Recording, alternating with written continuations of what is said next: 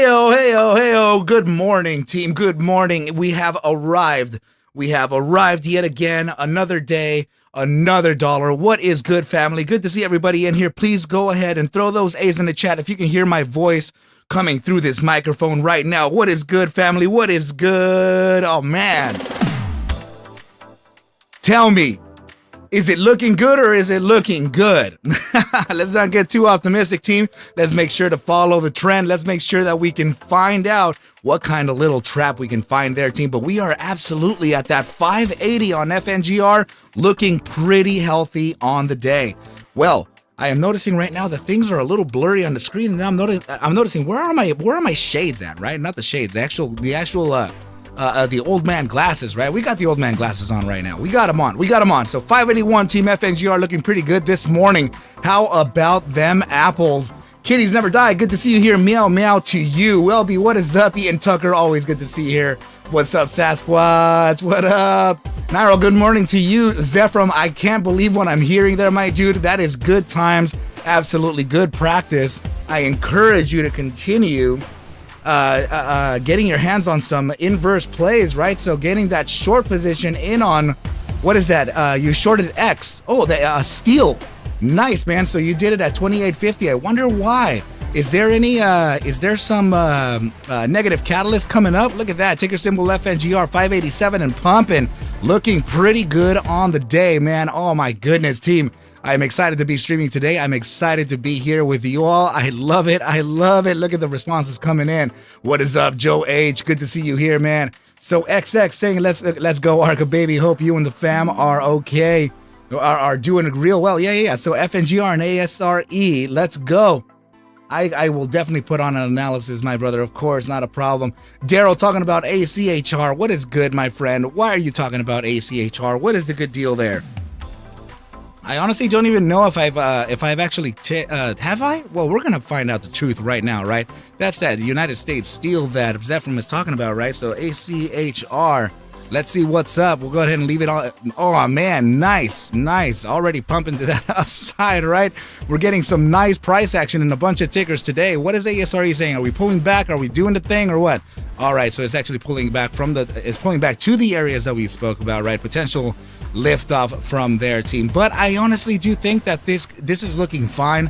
I know that there could possibly be some fundamental thing within this. I'm not too sure, but to tell you the truth, the price action is indicative of a continuation to the upside, so it's not looking bad. We're going to have to keep an eye on a few tickers tonight, team. Look at this. Ticker symbol VIRI, absolutely practicing what we spoke about in the video. I am not sure that I got through everyone there, but this sign from the regression bands that my buddy Cryptic Trader told me about, I applied them. To this ticker symbol VIRI and the buy daily, and they absolutely worked magic. Currently very up from the lows of about 78 or 80 cents, about 21 spots, 63%. Team, you definitely know that I am long this ticker, and we spoke about long position here before market end on Friday. So congratulations if you did gain entry. You are currently in the money.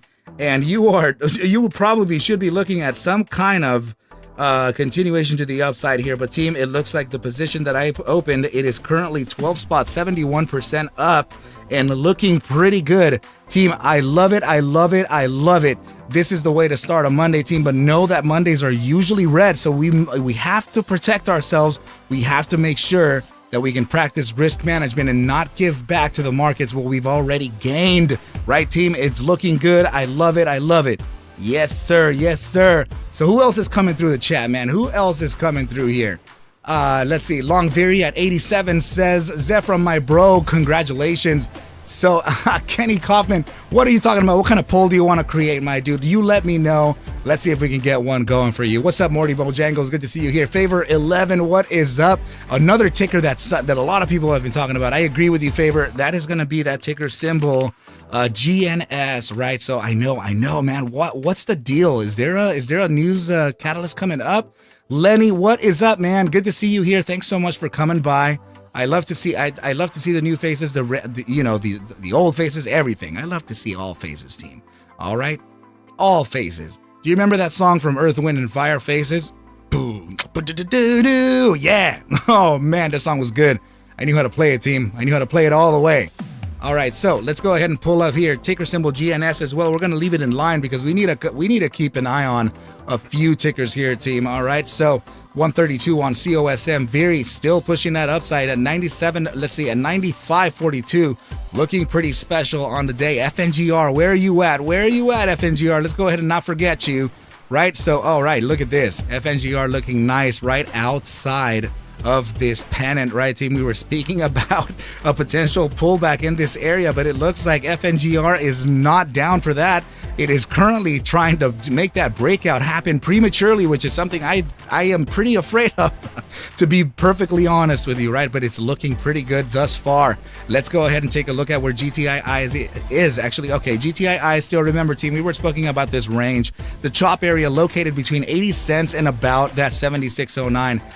Let's see, ASRE, where are you at? Okay, so reaching the bottom side of our supports. Remember that we're looking for this right down here for reaccumulation or a type of long position, right? So it's going to be right in between, 34.98 to 35.28. That's kind of where we want to look at, right? So Zeph, I want to take a look at that. Zephram, I want to take a look at that ticker that you are currently long, right? TTOO looking like a big pump to the upside, team. Check this out. I spoke about this in a space call on Friday night, and I expected this to be the bottom side and a continuation to the upside right now. Please know that I did speak about a couple ranges here for us to keep an eye on, right? So the reason why I say this is because it is of high relevance for us to find some resistance soon, okay? We are at an inflection point right now. We must get through these levels first in order for us to continue an upside here, okay? First of all, you want to make sure that you can close an hourly candle upside of this target here, 39.96 first, in order for us to validate a continuation to the upside, of which we have one more resistance that should be of critical strength here, okay? So I'm looking at 43.08 to 45.18. All right, so I'm not going to say that we can reach that today, but what I will tell you is that it's a high probability, right? We have seen TTOO making some really, really expressive upsides that can leave some jaws dropped, right? So do not mess with the TTOO bulls, because they are absolutely in control right now, and this ticker could actually pop to the upside at any moment in a pretty violent manner. Okay, team, so let's go ahead and move on to the next thing. So Dustin White, what is up, my dude? Thank you so much for your donation, coming in so early, so hot, my bro. I appreciate you. So what are you saying with that super chat? You're saying, I know what's going on with AMC. Can we peek at it for market manipulation indications, though? Of course we can do that, dude. Man, how can I say no to you, dude? That really means a lot to me, man. Thank you so much. You know, trying to catch up here with as many you know what? We're gonna create a new chart instead. Trying to catch up with all the requests here as best as I can, right? But I love what you're doing here, man. I love that you would be able to look out for the community regarding that, right, my dude? So it's not only a $5 donation to me, it's in fact for everybody else, dude. This is know for a fact that I actually, for the first time, was able to release my position on APE. I am still holding on to my AMC for the obvious reasons, right? So let's go ahead and run the composure algorithm for a potential manipulation run. Let's see how close we can get it and see if we can actually expose some of that crookery, right? So we have that. Okay, let's see. So we have that blood diamond and also a red triangle signaling a potential flash sell-off on the hourly time frame. But that's not going to be all. We have to take a look at a few time frames, and guess what happened? Check this out on the 30-minute immediate short-term time frame. Absolute manipulation present right here, team, and it's present from today. This is incredible.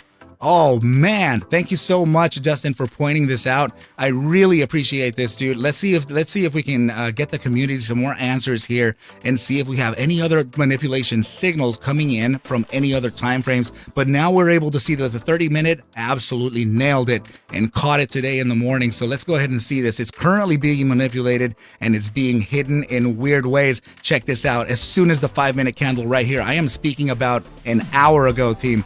Or an hour and a half ago, right? Check this out. We got that little pump to the upside, just like the PDF suggests, and then we get an immediate sell-off right here. It is currently showing signs of manipulation, even in the immediate short-term micro time frames of the 5-minute kind.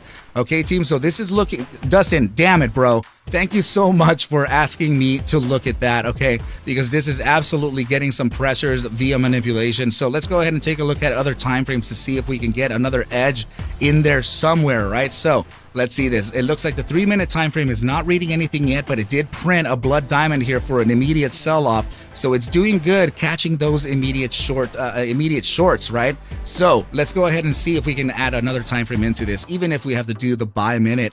Check this out. Let's see what we have here.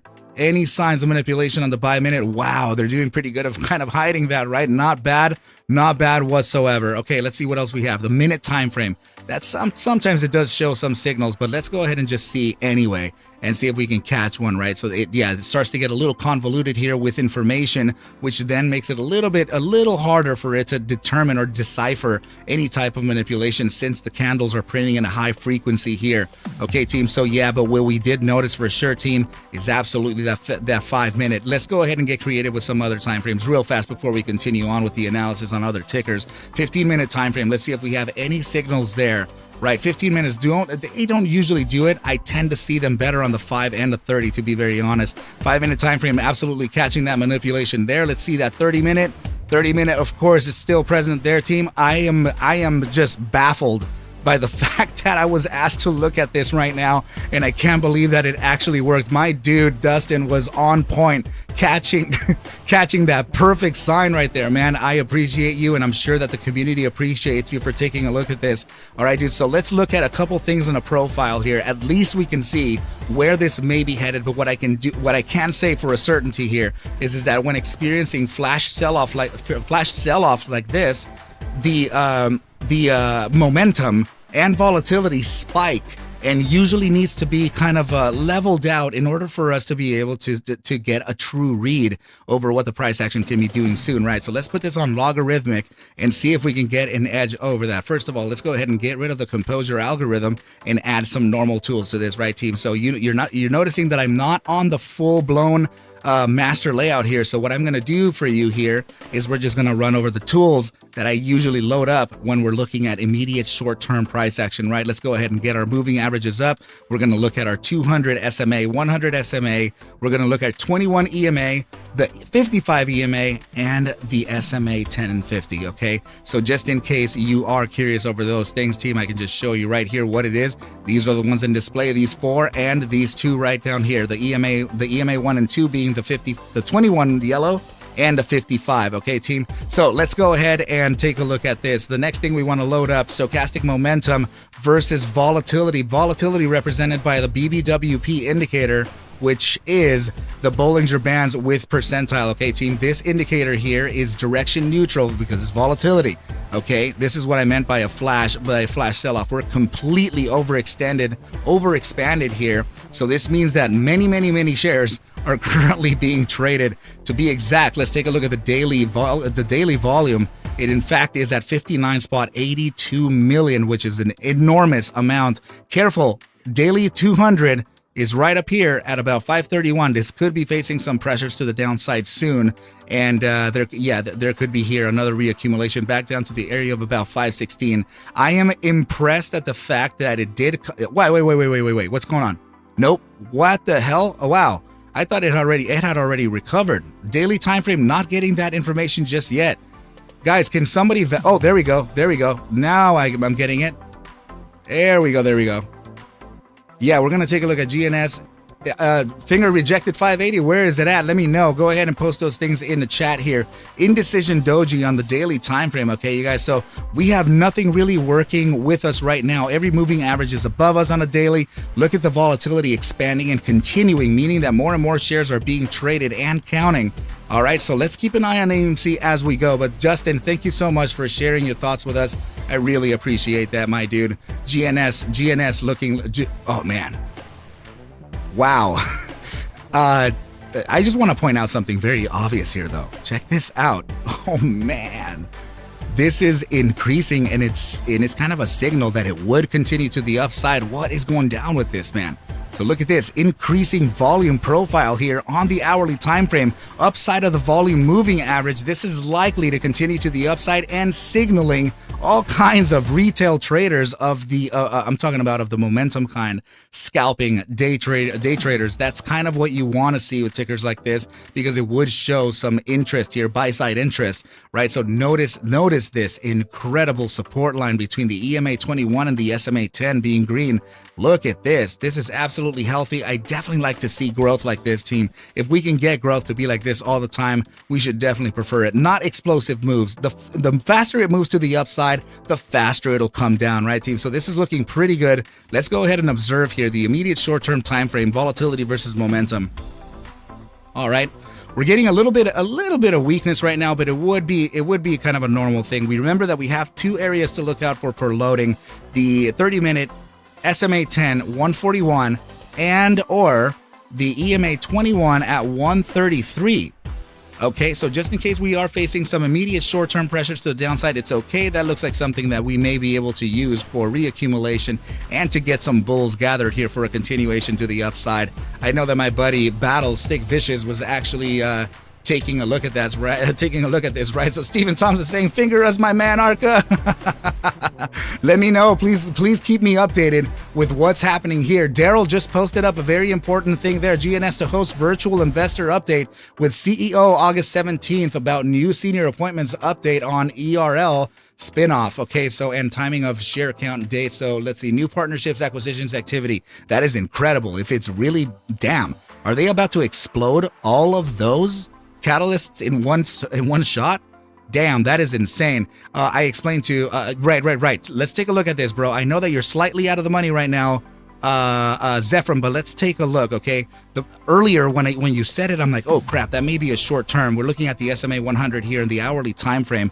EMA 7, sorry, a potential bounce there. So let's see, this hourly time frame just started right now.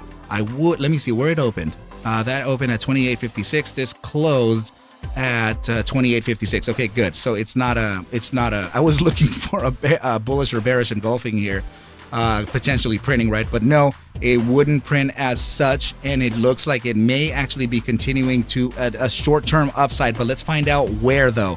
Why is that upside continuing right now? Let's discover where those moving averages could be holding us back.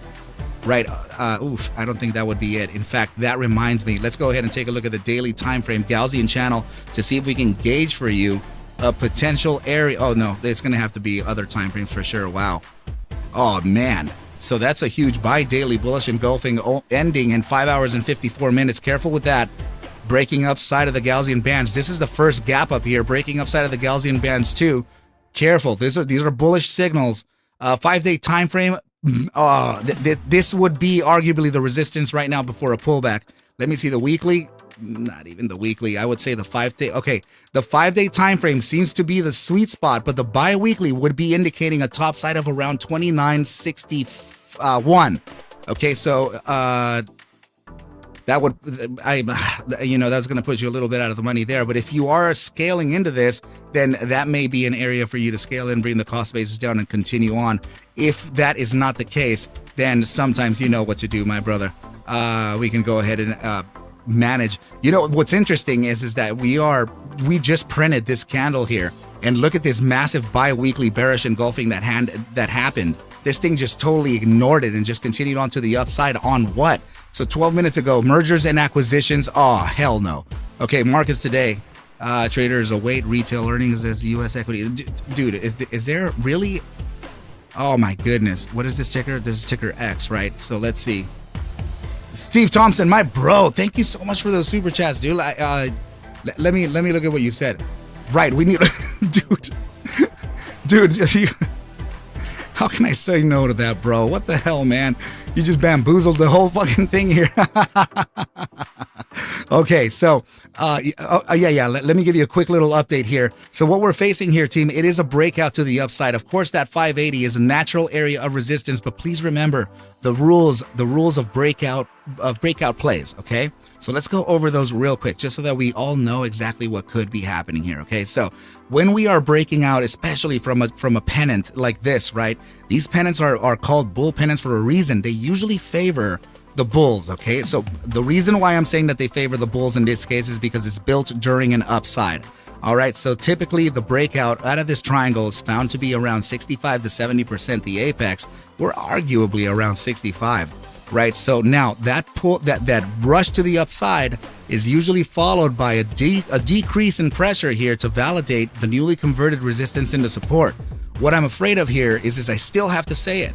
I'm a little afraid at the fact that we're breaking out a little prematurely from this resistance line. Don't get me wrong, I absolutely want to see this. I definitely want to get this to continue to the upside, but I am afraid of this because we have not tested the second test down here, which would be located at around that 426 top, right? But if this is the case and the bulls really have this conviction to break out of this channel, we in fact do not have to test down here, and we will continue onwards and upwards, right? So please remember that the first target now we can talk about. If we continue to the upside, here is your target, okay? We take it the first target, right? So we can apply it safely right here. It may be telling us that we could see a $7.52 range in the shorter term, right? This is relative to an 8-hour time frame, so it may be a day or two. So keep your eyes on this support. The bottom line support is still pretty much in line with our support right down here, which is located at what? 565. But if I were to be honest, we may be able to bring it down ever so slightly here to around 564, right? So let's look at this. An hour and 51 minutes to close this 8-hour iteration. If we do close it, the value changes just a little bit, okay? That would mean that we get a bottom side of 561 on the next iteration, okay? So let's keep an eye on that. But this is traditional for us to come back and test the newly converted resistance into support before a continuation to the upside. My bro, Steve, thanks so much, dude. I appreciate you so much, dude. I love it. I love it. So yeah, you know what? I'll go ahead and keep that ticker in mind for you, my brother. SNCE. We'll go ahead and put it on here and see what the good deal is, right? So it is a master layout or no? Did I just create a new chart by accident? I hate it. All right, so let's go ahead and just load up that master layout. I'm pretty sure I have that SNCE play still listed there and ready for us to evaluate, right? So damn, look at that, bro. So you're at 28.80, slightly out of the money. Careful, my brother. If you feel like this thing is continuing to the upside a little too much, Zephram, I'm speaking to you. If you feel like the price action is extending a little too much, there's no fault in removing 30% risk, 20% risk, re-enter that risk right at about that top side of around 29.55 if it gets that, right? The reason we're facing resistance right now is because of the 5-day Gaussian bands. There is an inherent resistance there, and it could be a little dangerous for the short positions, okay? So, okay, yeah, I got you. Keep that trigger ready in case this thing overextends you beyond your wants. Remove partial risk, re-enter. But let's go ahead and continue on. I'm keeping an eye on this too, my brother. SNCE. Let's take a look at it here. So let's see what it's got for us. ACHR, we're gonna go ahead and look at next, but I know we've been asked for this ticker a couple times here. Daily time frame, SNCE. Pulling back from a pretty extensive upside here. Please remember that we did speak of a potential return down to this level here for a potential support. But if you recall correctly, I think I said that this would be a temporary support to validate an area of resistance here that would be considered a continuation to the downside. But this is sometimes a pretty normal play to get, considering the fact that we just broke out of the daily Gaussian channel. So let me now see the buy daily. Let me see what we have. All right, the buy daily suggesting some lower targets here, potentially around 32.62, but not validated yet. Let's continue here and seeing what we have. Okay, so the 3-day time frame is not looking too good. Trying to break out of the Gaussian channel. Let's continue looking. All right, so 5-day not even present, weekly not present, bi-weekly not present, and monthly not present. In fact, is really far away. Wow, the bi-monthly actually used the Gaussian bands at the very bottom as that resistance. Wow, that couldn't have been more perfect there. That is crazy. All right, so let's see the quarterly chart resistance at the top side of the bands as well. Holy crap. All right, so now let's see what the 8-hour time frame was doing again. Did we have a suggestion there? Okay, that suggestion was around 29. Let's see the 12-hour. Not visible. Or yeah, it is. This is kind of far away. That's around 29.2. Daily time frame. Come up. There we go. This is suggesting around 30. and the buy daily mean band suggesting about 32. Okay, that is a range for us to keep in line. So let's get rid of the Gaussian bands, and I'll show you why those areas are coming up with suggestion, right? So let's just go ahead and keep in mind that 29 cent zone, but we're going to validate the downside first. So let's see, 29 right in here, right? Let's see. Yeah, so you're starting to see that we have a lot of candles here that we're finding resistance.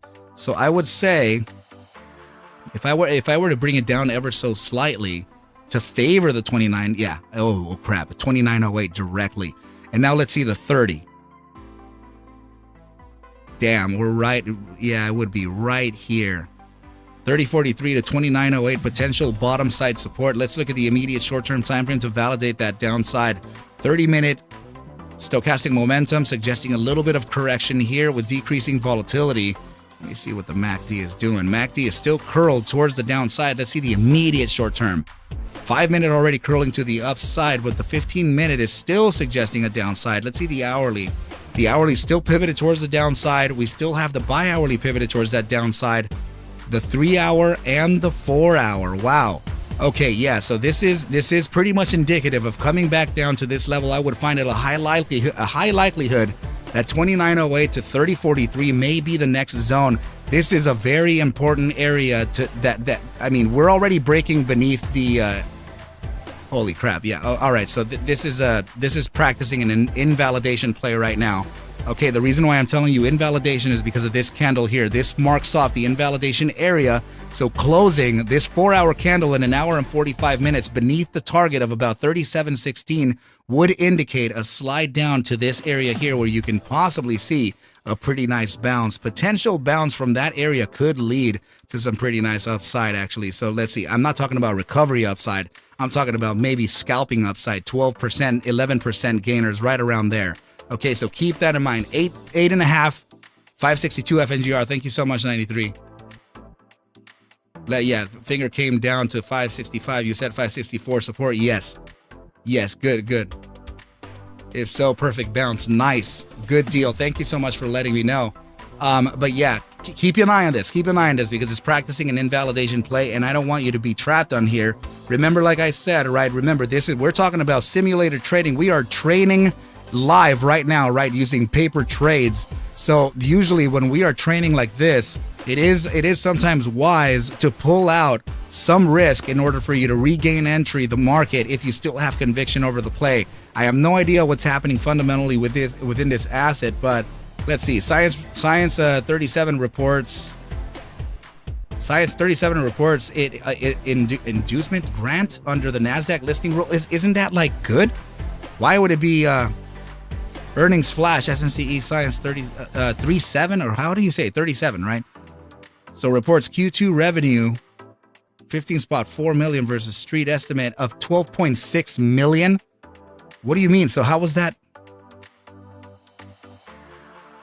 It missed it. Oh God, it missed it by 0.2, but it had a surprise of a beat of 22.9 or 19 and still considered to be a miss. Holy crap, that's not bad. No wonder the price action rallied. Oh my goodness. Yeah, that's really something, man. I'm not even sure what to make out of that. That's really curious. ASRE coming back down to the targets team. Remember, we're looking at 34.98 to 35.26. Let's look at the broader markets real quick and find out what the hell they're doing. Let's see. All right, so we're getting a recovery here in the broader markets already. We were facing some downside. This is absolutely going to help everything around, right? So look at this. 128 on 128 on COSM. This is the weekly. Hold on, let me pull up something closer to see what it's doing. 12-hour time frame.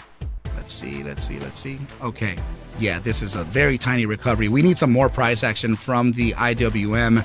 And oh, look at this, man. Very still sitting at that 97. Of course, we were speaking of this being the top side, right? 102 to 112, of which the price action came up to that high of 105. Remember at the end of the video, if you did stick to the end of the video, which I appreciate. I saw you guys there. Right, so remember I spoke about potentially flashing the signals for VIRI at 107. right? So look at the resistance that it came up right now, 105. So we were pretty close to that resistance already. So let's take a look at this. If we're getting that indication now, oh, it's getting very close. Look at, we're getting a slight upside pivot here in the stochastic momentum. We are also getting this into the critical volatility zone. The flashing of the signal, team, would actually be the contraction from critical volatility and the upside pivot from the stochastic momentum, which would lead to a move that actually has, let's see, 64.76% as a mean, with a standard deviation of 60.24% to the upside. But what I'm looking at here is actually the upper bound of the first standard deviation. If you are familiar with statistics, it is the bell curve, and it's the upper performers, and that would lead to a target of about, let's see, Viri is essentially saying that it could potentially face somewhere around 241. We have to evaluate the areas of resistance on our way to that top though. Okay, so statistically speaking, this is why we called it out. There was a setup here. It was already suggesting an upside. And if you did catch that video or that notification from me, then we were pretty good. Let's see. Viri on the floor. Yeah, man, almost 98 cents now. Nice, very nice. Okay, so let's go ahead and take a look at ASRE, still doing its thing, bouncing from that support. TTOO pulling back ever so slightly. If it does pull back, team, I would expect here like a what you would call quote unquote triple bottom, 34.19. Let's just evaluate those things as we go. Okay, so now right, dude, I want to keep an eye on your position here too. Nice, 28.63. You're currently getting closer to at the money. Not bad whatsoever. ACHR for my friend. Let's go ahead and take a look at this. I have to admit that here in the hourly time frame, ACHR is looking not bad. Let me see it. Hold on. 554 breaking beneath that support, but remember that this is okay as long as we do have a wake up side. Okay, we have a support at 539. Let's see if we can respect that. Okay, team. I know that we're getting some panic signals, right? But please remember that I did say that I was a little afraid that we're breaking out prematurely, but still, it's normal for us to get some wicks to the downside and recovery. We are speaking of an 8-hour candle that still has almost 2 hours to complete. Keep your eyes on that, okay? So let's go ahead and move on here and see what we have for that ticker symbol ACHR for my buddy. Wow, look at this. ACHR looking very nice, very healthy, pulling a nice upside here. I am looking at this as a continuation signal for sure. Let's see the 30-minute immediate short-term time frame. Look at that. Upside pivot on the stochastics, increasing volatility. We're pretty much moonshotting here on the RSI. MACD looking absolutely nice. Let's see the hourly time frame. We already saw it with that upside pivot. Bullish cross on the MACD. Green bar here for the first one. Very nice. Look at this. Bullish crosses up the upside of the SMA 14. The EMA 3 is about to cross upside of the SMA 14 here. Nice. Increasing volatility is looking very powerful. Bi-hourly time frame, upside pivot, critical volatility, making a bullish cross here on both the MACD and the RSI on the bi-hourly.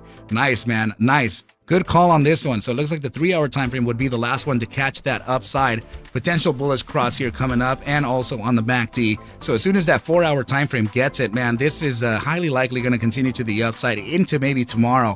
My immediate resistance right now is looking, I'm looking at 671 to 710. Still, I am going to stick to my guns here because I do see a potential top side into that area there.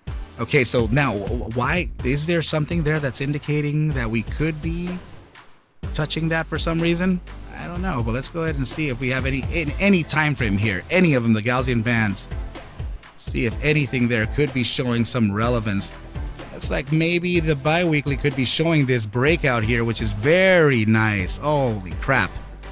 Yeah, that's a good, very, very good sign. That is super bullish, man. Holy crap. Yeah, and it looks like that's the only one.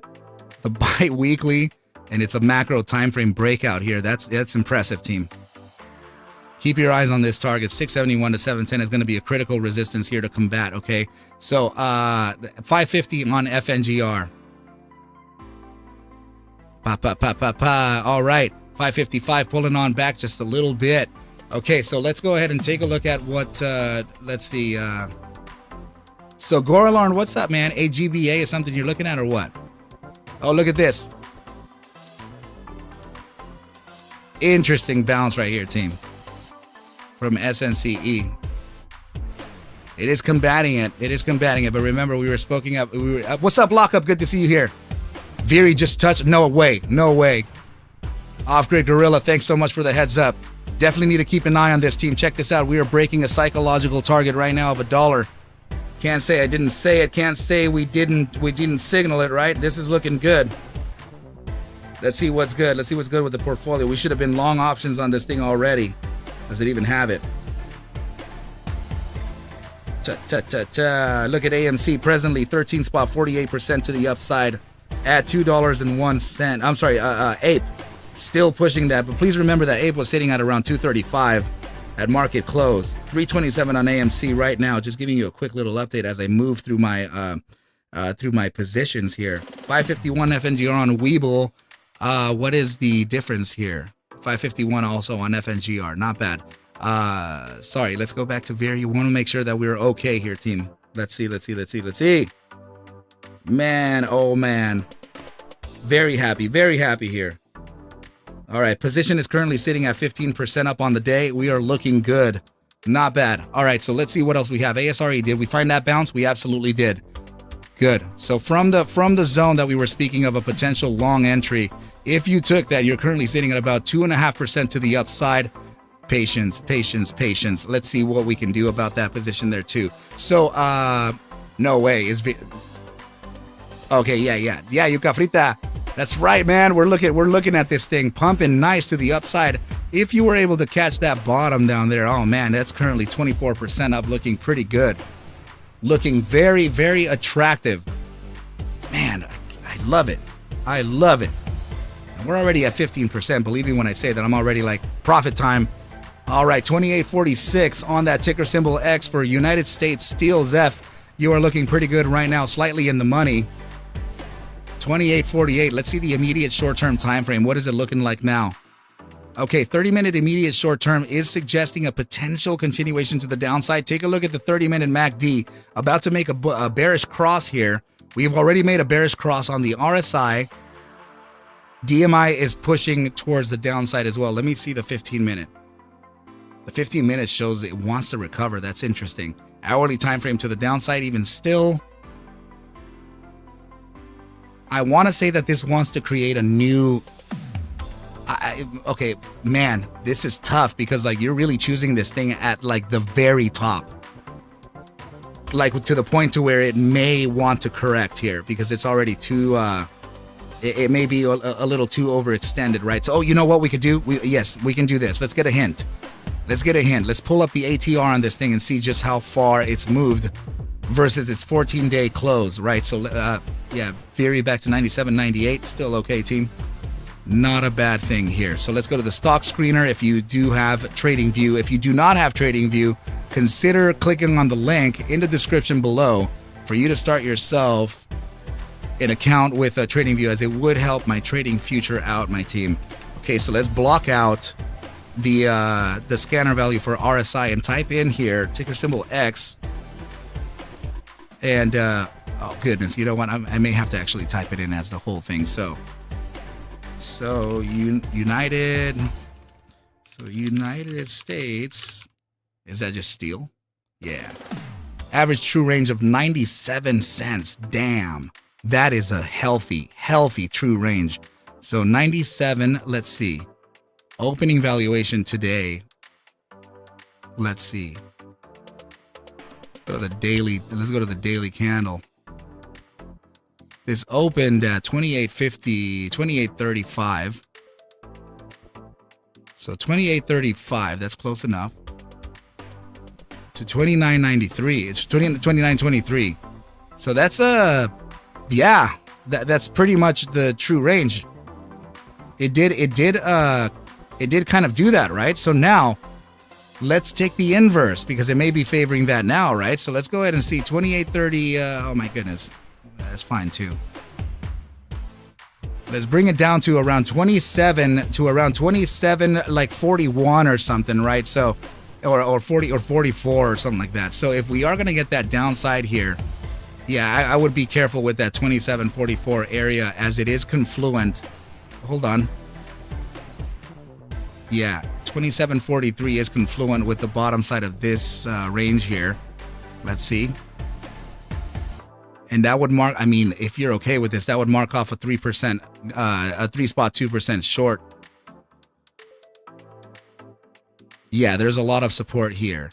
And that would be, I mean, honestly, that would be, that would be maybe, I want to say that I would be take profit for some shorts, but for conservative shorts, they would wait for the bounce from this area here, validate the resistance of the opening of 28.35 or whatever that was, maybe hourly candle, open short, and then ride the downside here, because if it does want to cover that, any of that gap, it would be ridiculous. Oh my goodness. So that's a, oh man, that would be crazy to see some type of downside like that. Let's go ahead and take a look at FNGR. What the hell is it doing? 557. It feels like it's fluctuating within that area, right, team? Nice. 558 here. Let's see what COSM is doing. 130. It looks like it's recovering ever so slightly. Ticker symbol VERY 102. Wow. Position right now is currently 18% up, 17.36% now. Looking very good, team. We put conviction in high conviction plays, right? Yeah, position is 18.5% up now. Nice.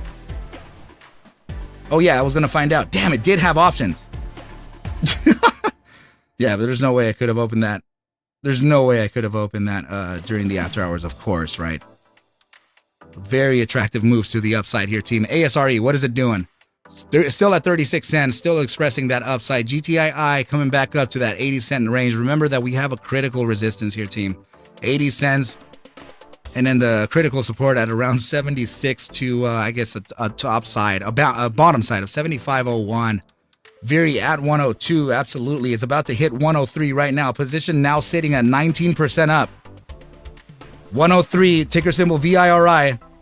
Wow. Look at that, team. Absolutely raging. 542 on FNGR. Thank you, Morty. 104, ticker symbol VERY. Position is up to 19.80. Wow. Holy crap. 106, ticker symbol VERY. It is running. 23% up on the position and running.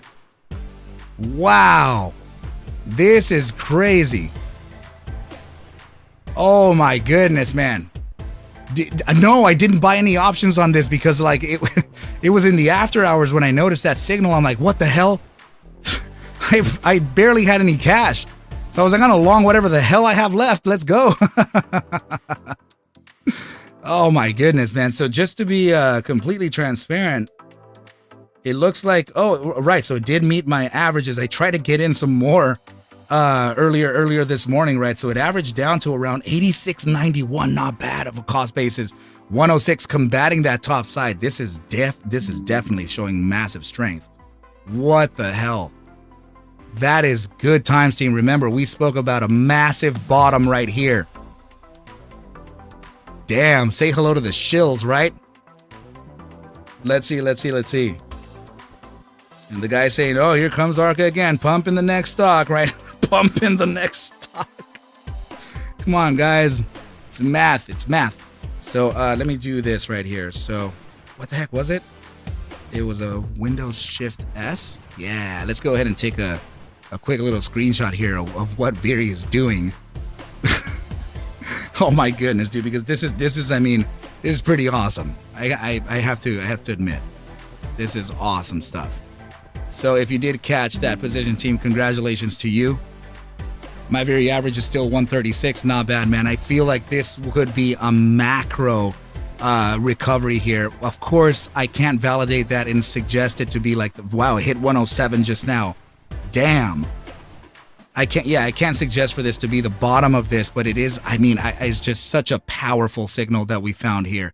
And we found it by chance. Cryptic Trader came up to me and said, dude, I've been using these linear regression bands for trading. And I'm like, what's that? So yeah, he explained it to me and I'm like, it's similar. It's similar to, it's like a balance between Gaussian and you know, Bollinger Bands and stuff. So I decided to run it on VERY. And in order for us to find a support at 82 cents, it did take for the asset to run from January January 2022 to today. It needed all this to happen in order for it to evaluate and create this support down here. So yeah, team, just bear in mind with that, right? Nice. Getting that nice bounce to the upside here, team. Remember that I said that this could be a temporary upside, okay? Be very careful with that SNCE. All right, so AMRS, let's take a look at this real quick. Let's see. AMRS, what are you doing? Okay, so far. Okay, so we have an hour and 27 minutes to close this 4-hour candle. Potential 4-hour bearish engulfing here, okay? Keep an eye on that. Let's see what else we have in line for this. I need to see the daily and find out what this thing is even looking like, right? This gap down on Friday? Wow. Why did it gap down though? Let's see if it has any news today. 2 days ago, okay, so received notice of delisting from the NASDAQ. So this thing is actually at risk of becoming a penny. Damn, I hope that not to be the case. That would really suck here, right? But I mean, if it does combat the area of 1894 with at least a 4-hour closure, 1984, that would be cause for a slide all the way up to the area of around 3256. But we would have to validate the upside on this, right? But it's nice that it has been making these 3 days. Just it's been showing that there is bull interest in this, right? So let's pull up the tools here and see what's going on with this ticker. All right, diminishing bear pressure ever so slightly here. There is inbound cash coming in. We have a slight curvature to the upside on stochastic momentum daily with critical volatility. So now let's look. That's likely for the 4-hour to be pivoted towards the upside. I would like it more aggressive than that, but it is pivoted towards the upside. We're getting a bullish crossover here on the 4-hour MACD. Nice. Let's see the 30-minute time frame. Downside in the 30-minute. Let me bring this to visibility here. Is the 15 downside as well? Yes, it is. And the 5-minute is actually suggesting a potential correction here. So if the 5-minute comes in with absolute corrective behavior and it does signal a continuation to the upside, very likely the 5-minute will bleed into the 15-minute to pull it right out of oversold. 15-minute will cascade into 30-minute, right? But as of now, the pressure belongs to the bears and there could be traps in line, okay? So let's just be careful here. It's a little early for me to be able to determine what the hell the deal is here, but I can already see that there's a 30-minute invalidation zone right up. Yeah, I would say right here. It's supported from it and it bounced 1235. Hourly closure beneath 1235 would be indicative of a slide down. Let's see, Arca, can you advise if Phil Mekrak is responsible for this gap on it? What? Who is that? Don't you? I pronounced it wrong. I guess it was that one of those tricks. 548 on FNGR. AMC, man. 330 on it. Damn it, man. So AGBA, did we not lift that already?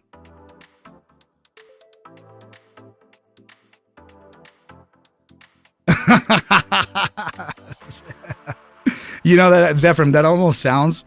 Sorry. I was trying. I thought I had it up here somewhere. The AG. No. What I was gonna say is that it almost sounds like a little southern, right? It sounds like I need a man. Dude. And I hate it because people would do that like right when I'm in the zone and stuff, like trading. Like, how dare you? How dare you come up to a man? Well, he's trading the assets.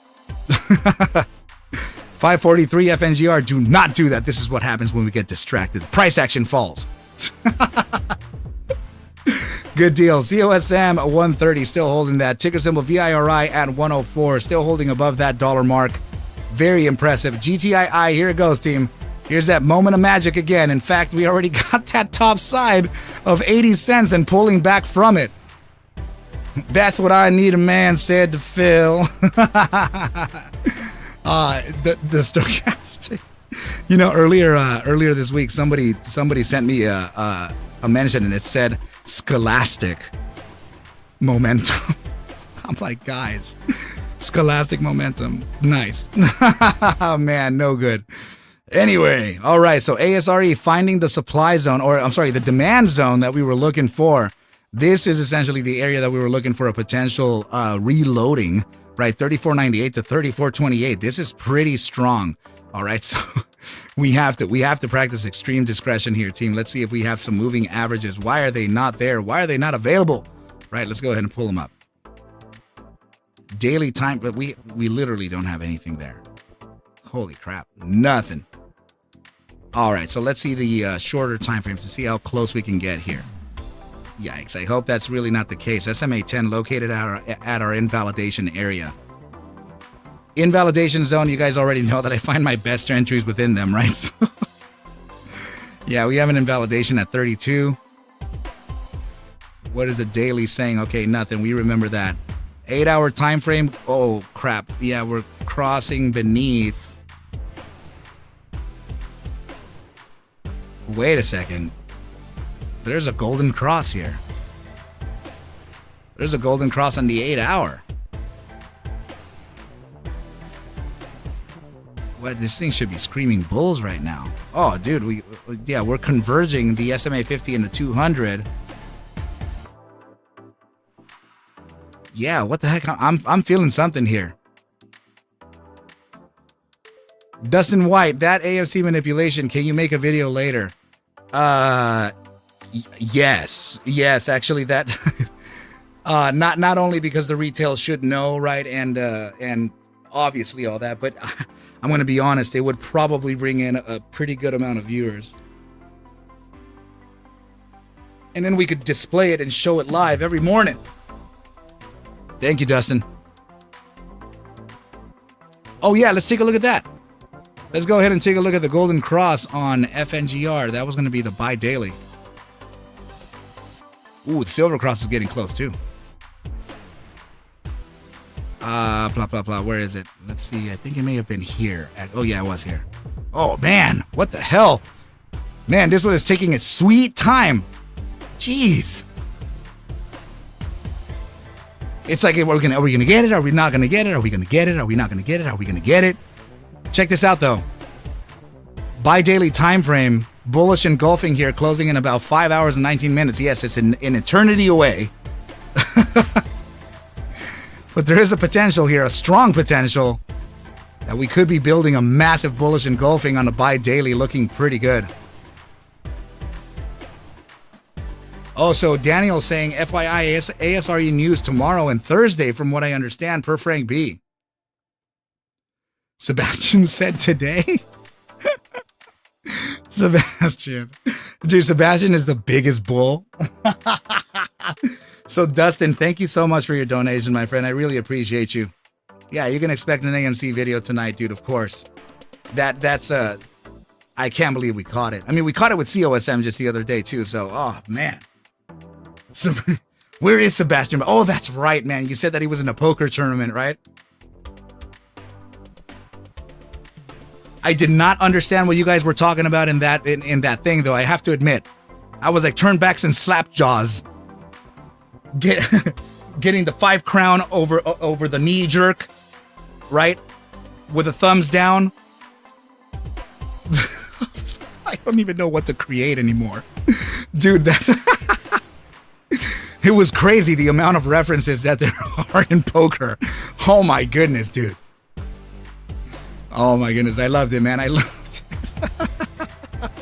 If you know poker, if you're here in the chat and you know poker, throw me a combination move. You know, throw whatever you know into the chat. Let me hear that, right? Because somebody out here was talking about, like I said earlier, right? They were I can't even combine the words because they were so random to my face. So if you do know any types of poker references, type them right in and let me get a play. Let me get a play. What do I say? What do I say to the guy, right, when I show up to the table in Las Vegas? What do I tell him? Right, so let's see. LPB is saying, I think AMC video on an OnlyFans page would really crank the views past the 2.618 fib. So guys, is there OnlyFans for like dudes, like guys that are owned? I'm sure there are, right? It's kind of a silly question, but oh man, we're gonna blast through the 2.618. Tell them you know game theory. Is that real? Oh man, he's gonna be like, all right, he's gonna pull out his gloves and be like, all right, time for a serious rape in here. So just tell them you're a GTO player and have been studying solvers for years. See, that's what I mean. Dude, Zephram, you're a pro at poker too? Oh my goodness. Nice. So what the hell is ASRE saying, man? Did we get that bounce sitting still? Man, it was within the 36 range earlier, right? So GTII pulling back or what? It's practicing its natural resistance here. The barcode resistance. Let's see if we can finally get the breakout out of here, because this is the 3-hour falling wedge and it could be showing a breakout. But is it going to do it? I have no idea, man. If you don't know what to say, then say the donkey has arrived. Oh, hell no. That sounds like you're saying that I'm an amateur, right? But you don't know that I have the little ear thing inside of my thing, and I have Zephram on the other side and Sebastian on the left. And they're telling me what to say. The slap jaws tell me what the hell is going to be a good play, right? So I don't know why I said that, team. I'm just coming up with random words, okay? All right, Viri sitting at 101. What is FNGR doing? Is it giving us the finger or what? Not too bad, 546. All right, so it's not an absolute raping here, okay, team? So, all right, AMC pulling up 337. So what I did here is that you could be receiving, let's see, there's been so many poker cheating scandals in the last 3 or 4 years. It's actually hilarious. People really think they can get away with that. That's crazy. Oh my goodness. All right, so what I was going to say about AMC is that I don't know if you know just yet, but apparently the conversion rate would be 88 AMC for every 100 ape that you have. So go ahead and let me know in the chat here if that's correct. Is it actually true that you would be getting around 88 AMC shares for every 100 ape? So that would be the conversion rate, right? So if that's the case, then should I actually start averaging down right now? Ah, damn. Poker players get intimidated if you bring out a series of useful momentum indicators with fold and all-in signals. Momentum indicators, dude. I'm going to bring up an RSI with a stochastic momentum EMA 3 versus EMA 14. All right. Looks like Arca Bulls is pulling up his SMA 14 over the EMA 3. Strong move. Do the announcers talk like that? Like really patient. Low voice. Concentration at its best. I think it's 10-1 for an ape to AMC each. Okay. So, and then some addition shares for AMC. Oh, they're trying to. Oh, wait. That's interesting. Whoa. If that is the case, so does that mean, what the hell? I'm about to open options on this. Are you serious? I'm going to long the hell out of this. Because what you're saying right now is that upon the conversion, if this thing recovers, because it would be like worth like freaking $30 or whatever that is. I'm not sure what it's going to be worth. Let me DM you the SEC filing section on Discord. Okay, thank you, dude. Because if that's the case, then this would be a gnarly chess move to squeeze out shorts. What? I'm wondering if AMC is going to do this move so that the valuation of this increases, right? But naturally, regarding the split, right, you're going to see a higher value here, right? So if that's the case, then the thing may actually rally. So the arbitrage move would potentially be here. Oh, dude, thank you. Let me see. Wow, if that's the case, that's really something, man. Let me go into the DMs here. Zep. Can we? Okay, hold on. I just want to know that you and I haven't been speaking about something else that can expose you. It looks like you're okay. So, oh, in fact, I could also do. I'm not going to click on that because I don't know where it's going to pop up, and Windows surprises me every time. Stop it. All right, so very, very, very tiny writing here. So 100 AMC shares and 100 APE shares. Is that supposed to be 100 to 100? That's interesting. So on August 24th, your AMC shares would become 10 AMC shares. Okay. So after giving effect to the reverse stock split, and your 100 APE shares would be convertible into 10 AMC shares. Trust me when I say that I am trying my best to read these freaking tiny. It's like a freaking 3. It's not even a 10 or 11, nothing. So after giving effect to the revenue stock split, instead of being a convertible into 100 AMC shares, okay, August 24th is also the record date for the litigation settlement payment with respects to the 10 AMC shares you hold as of that date. On August 25th, your 100 APE shares will convert into 10 AMC shares, at which point you will hold 20 AMC shares in total. Oh, I get it. Okay. So on August 28th, or shortly thereafter, once the conversion occurs, based on the 10 AMC shares you held as of the record date on August 24th, you would receive one additional AMC share as part of the litigation settlement payment. So, i.e., 10 AMC shares times 1 3/4 equals 1.3333 AMC shares. So that's the conversion sequence. So no fractional shares will be issued by AMC to record holders. Oh my God, this is so hard to read. So with respect to the 1/3 share equivalent entitlement, if you are a record holder that holds shares directly on the register of the, man, is that what it's saying? So the transfer agent, my goodness, my eyes are getting so, I can't continue reading this actually. My eyes just like gave out. Dude, this is so tiny. Holy crap. And my screen is definitely freaking 3 feet away from me. Okay, so now we know the conversion rate for it, though. That's great. Oh, crap.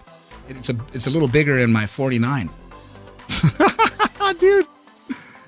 So no fractional shares will be issued by AMC to record holders with respect to the 1/3 share equivalent entitlement. If you are a record holder that holds shares directly to the register of the transfer agent rather than through a broker, the transfer agent will accumulate fractional entitlements. Okay, sell them and distribute cash in lieu of thereof. Okay, so please note, if you are not a record holder, your broker may have a different way of dealing with fractional shares, such as recording a fractional entitlement in your account of delivering cash in lieu thereof. My goodness, this is such a mess. But this is what I'm feeling, dude. I'm feeling like this thing can rally. I wonder what this is going to be. I wonder if it's going to be back to like 20 or 30 bucks. I can't, there's no way I can tell, right? I know that there's people who can make that conversion.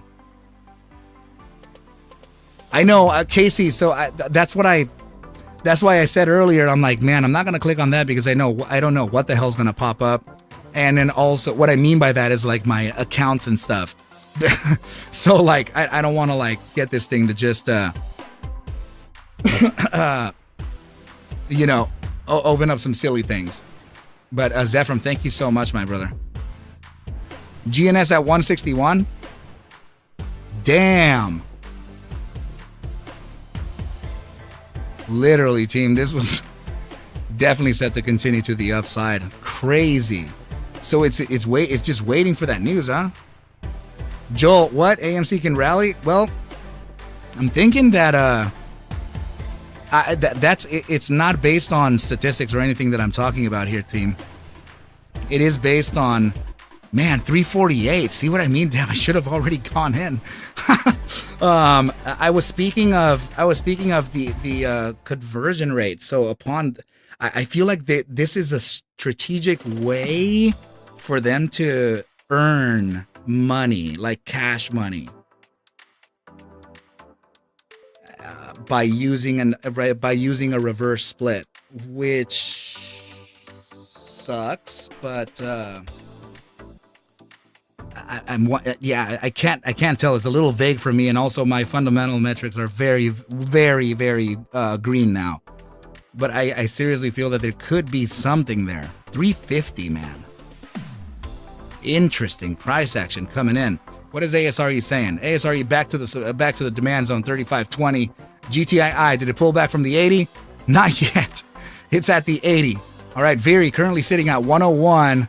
COSM sitting at 130, still holding. And FNGR back to 555. Let's see what's up, man. Let's see what's up. It's a little quiet, I must admit. TTOO coming back to the reaccumulation area, could be 33.95 to 34.19. This is one huge distribution. Damn. We all know it's all baloney. AMC and APE price have to start converging. I would assume so. That balance would be as well. I think so because see, that's the thing, is that it's kind of an arbitrage, right? So ape sitting kind of cheap, right? So what I mean by this is that, look at this. It's already back to 209 after reaching 240. I sold at 225.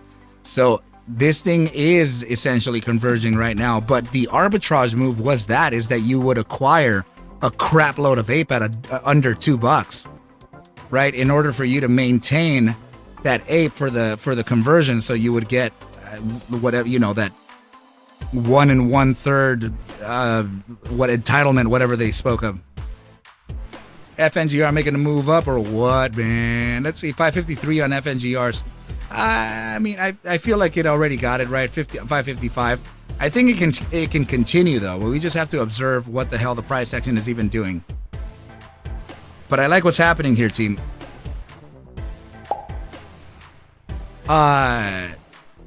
Roy Linares, so you're talking about should FNGR go back down and validate? You're talking about this target, like 420 something? Is that the support level that you were speaking of? If FNGR can come back down to maybe around, 427-ish? Should it is a very incorrect way of putting it, right? Because it's not that it should or it shouldn't. It's actually a matter of psychology, whether the broader psychology or the broader sentiment feels together that it should or it shouldn't. You understand what I mean? So if we feel as one that we need to come back to the downside and validate this and gather some more bulls, then so be it, right? But if we have the mentality for just moon ripping here, then the bulls may actually take immediate control. So the balance between bears and bulls is mediated with that psychology, and it'll eventually show you the overall direction, right? So what I'm looking at here is a clear series of higher highs and higher lows. So that's already kind of bullish, right? The next thing is that we do have a shorter time frame bull pennant here as well, and it's currently breaking out of that one as well. Lenny Shinzi is saying, yeah, my brother, thank you so much, man. Really appreciate that.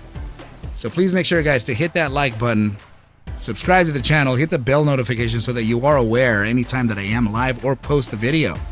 Roy saying absolutely thank you. No, not a problem at all. I think it's an important question for people to, to consider, right? We should keep probabilities in our language here when speaking of stock trading in general. So ticker symbol VIRI currently sitting at 101. GTII at that 80-cent zone is just so notorious right now. The only reason I'm saying that it would potentially try to break out of this is, if we get a push to the upside from FNGR, maybe even ASRE, right? Because I'm not sure if the broader sentiment in here knows, but if Zephyr, I only send feed pics. Dude. So if it, man. If you don't know, the ASRE asset is actually facing a short position from the Kramers. And if you do know your play, your fundamental play in GTII, FNGR, I think at one point we had the Kramers short this position before they handed it off to a prime broker, right? Was that Alpine? Is that how they did it? I'm not too sure. Please let me know in the chat how that chain happened, right? But if I'm not mistaken, that could have been one of those ways, right? So GNS currently sitting at 164, still pushing that upside. I do have to say that the hourly time frame is a little tiny bit weak, but MACD is not, and the RSI is not. In fact, look at volatility in the hourly time frame increasing buy-side liquidity. This is good. This is good. So let's see the immediate short-term time frame, 30-minute. Yeah, this is likely why it showed a little bit of that ebb and flow there, right? So if this thing pulls back in that immediate short term, let's see. Man, it's just nothing is suggesting it. That's crazy. So it's already pulling back, and it would be, I guess, as far as maybe 157, if that.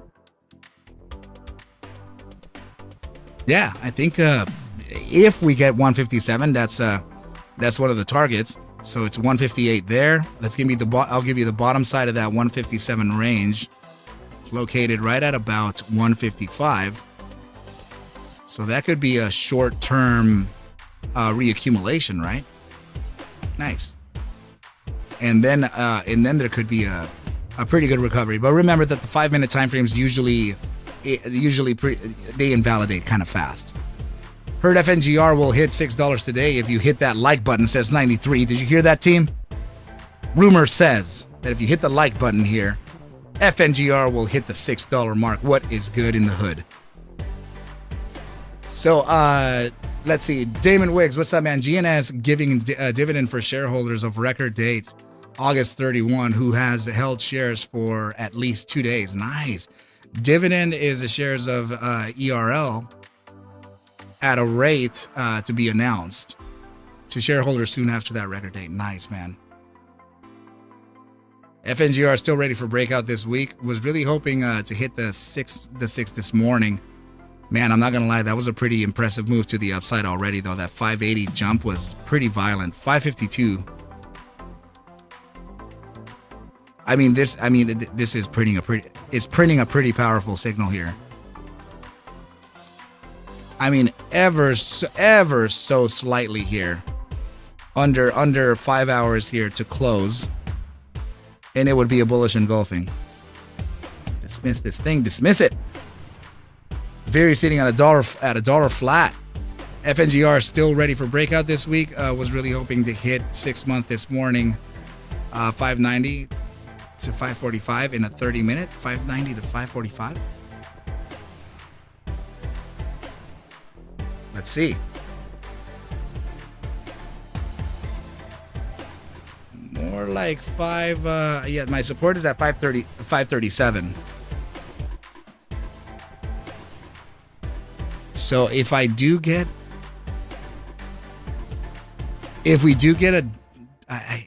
a downside here, it would be in respects to the 30-minute golden cross, right? So this here, price action came down to validate the SMA 200 as a form of support before continuing onwards. And it would be natural for price action to do that a couple times considering the SMA 52. These are just natural market confirmations before continuations to the upside. Hold on, team. Hold on.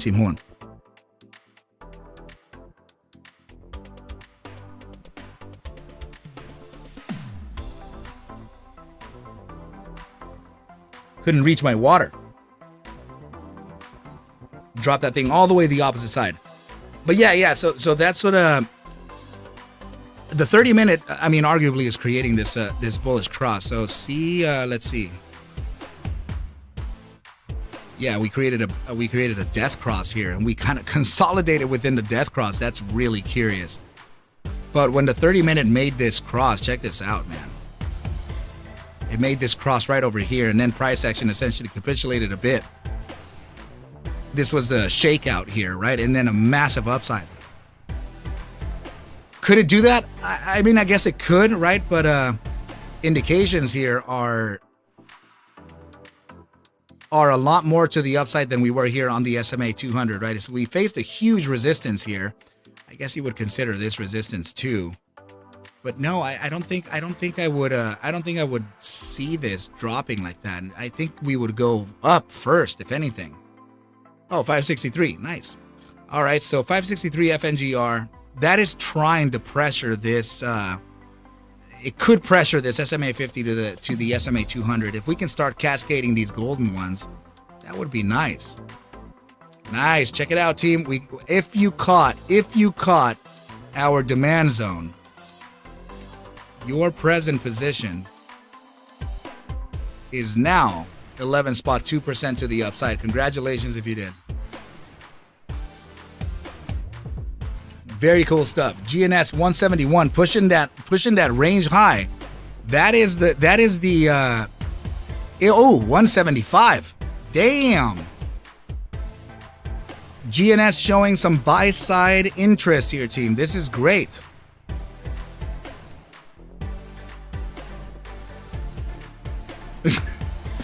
Waiting for FNGR to pump is like waiting for a NATO membership in Jupiter. Are you serious about that? Dude, NATO? What, bro? Let's go. That would be so cool. I'm not going to lie, man. I would totally be down. Like, not a lot of people know what NATO is. I love it. I love it. It's cool. ASRE getting a little hooky dookie. ASRE, what the hell are you doing to us? Right, check it out, 39.90, team. That is absolutely powerful. Definitely nice little zone there for inflection. I'm telling you, team, I usually find the best entries at inflection, right? And it's just the area where it would potentially just fail and continue the downside. That's literally where that's max fear. That's why the institutions know to buy when you are about to sell. And they know to sell when you're about to buy. It's terrible. So Joel said that I sold all my GNS and that's why it's pumping. Dude, did you just take another one for the team, bro? I thought we were asking you to sell the FNGR, not the GNS. Dude, good time. Good times. Lizzie, do you think ASMR can reverberate upwards? That's interesting because reverberation is an after effect of something that was presently there via an instrument spring coil open area walls, right? Areas where you can consider sound to be observed as potential refraction similar to light. So if you are suggesting ASMR reverberation upwards, that actually doesn't make sense. But but it could resonate upwards. Right? So if it did resonate, that means that you would do like this. Look. So it would be like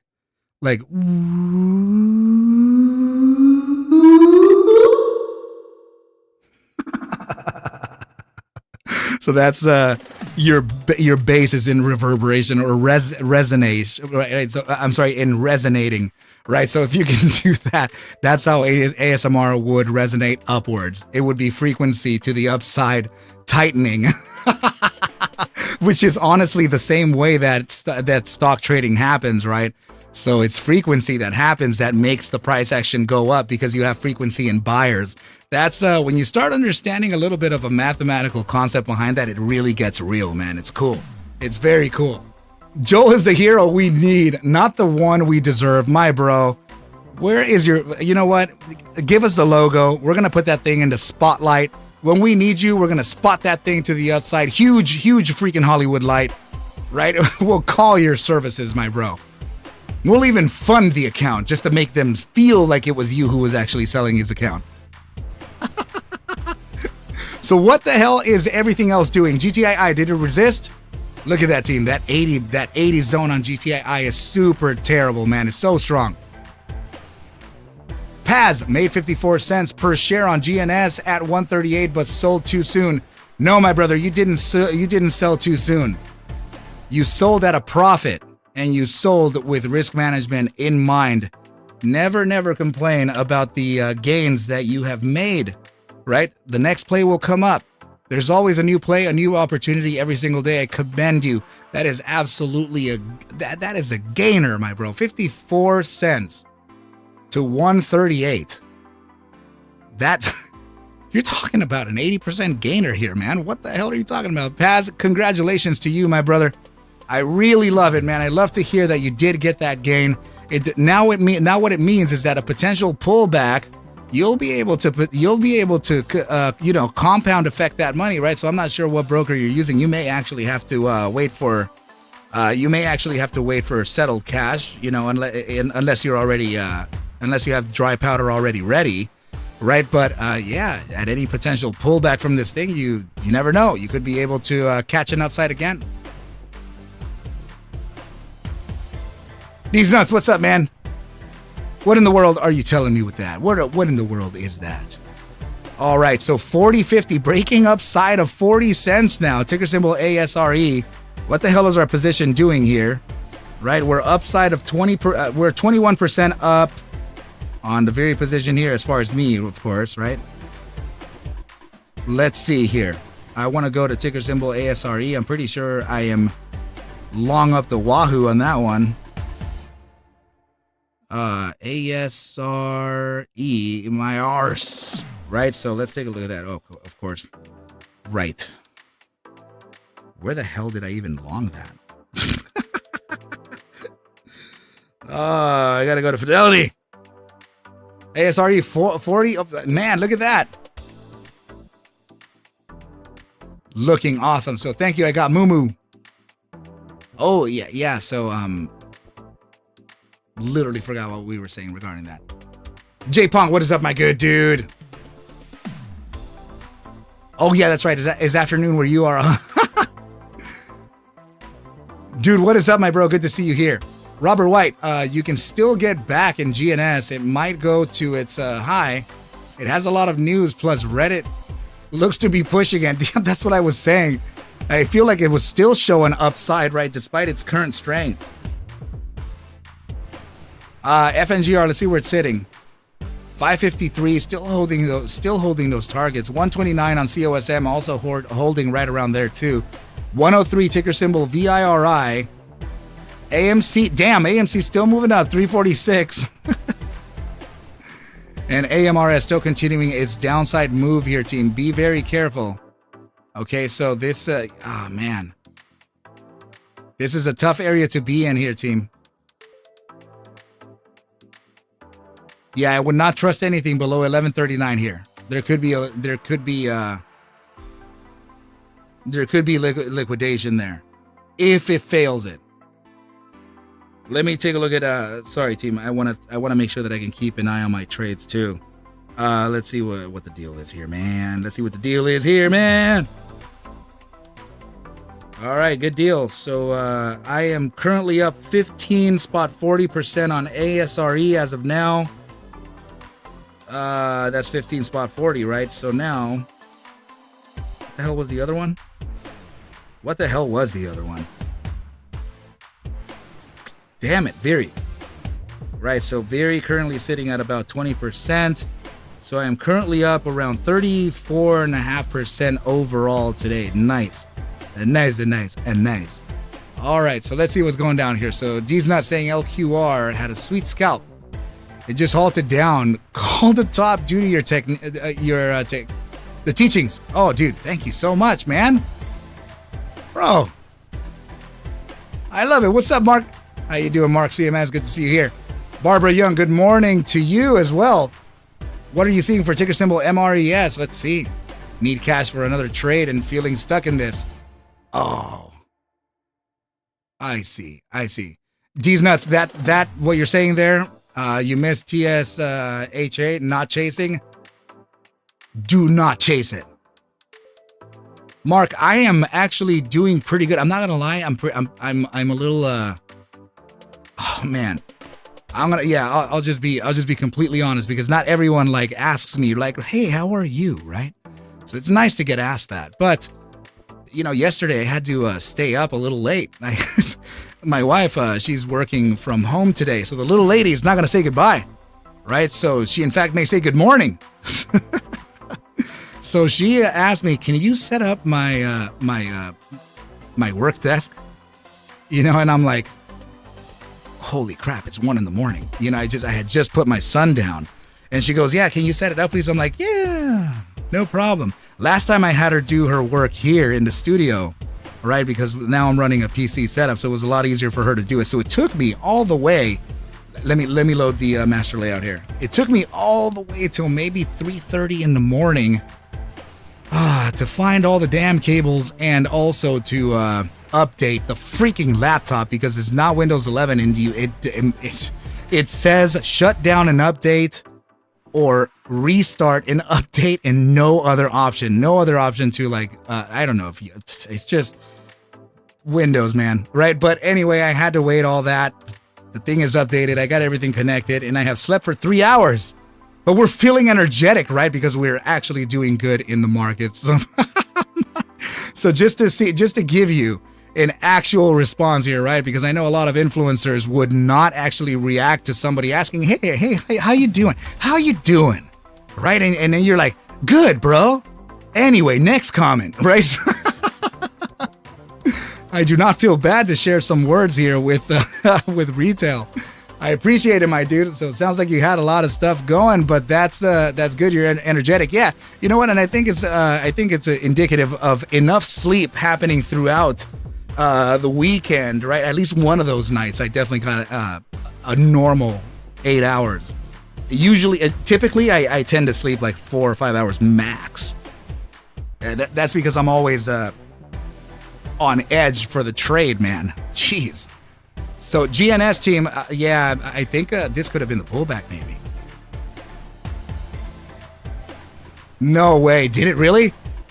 Let's go. Oh, man. ASRE making that 41.11. What is good? Oh, man. Oh, I love it so much.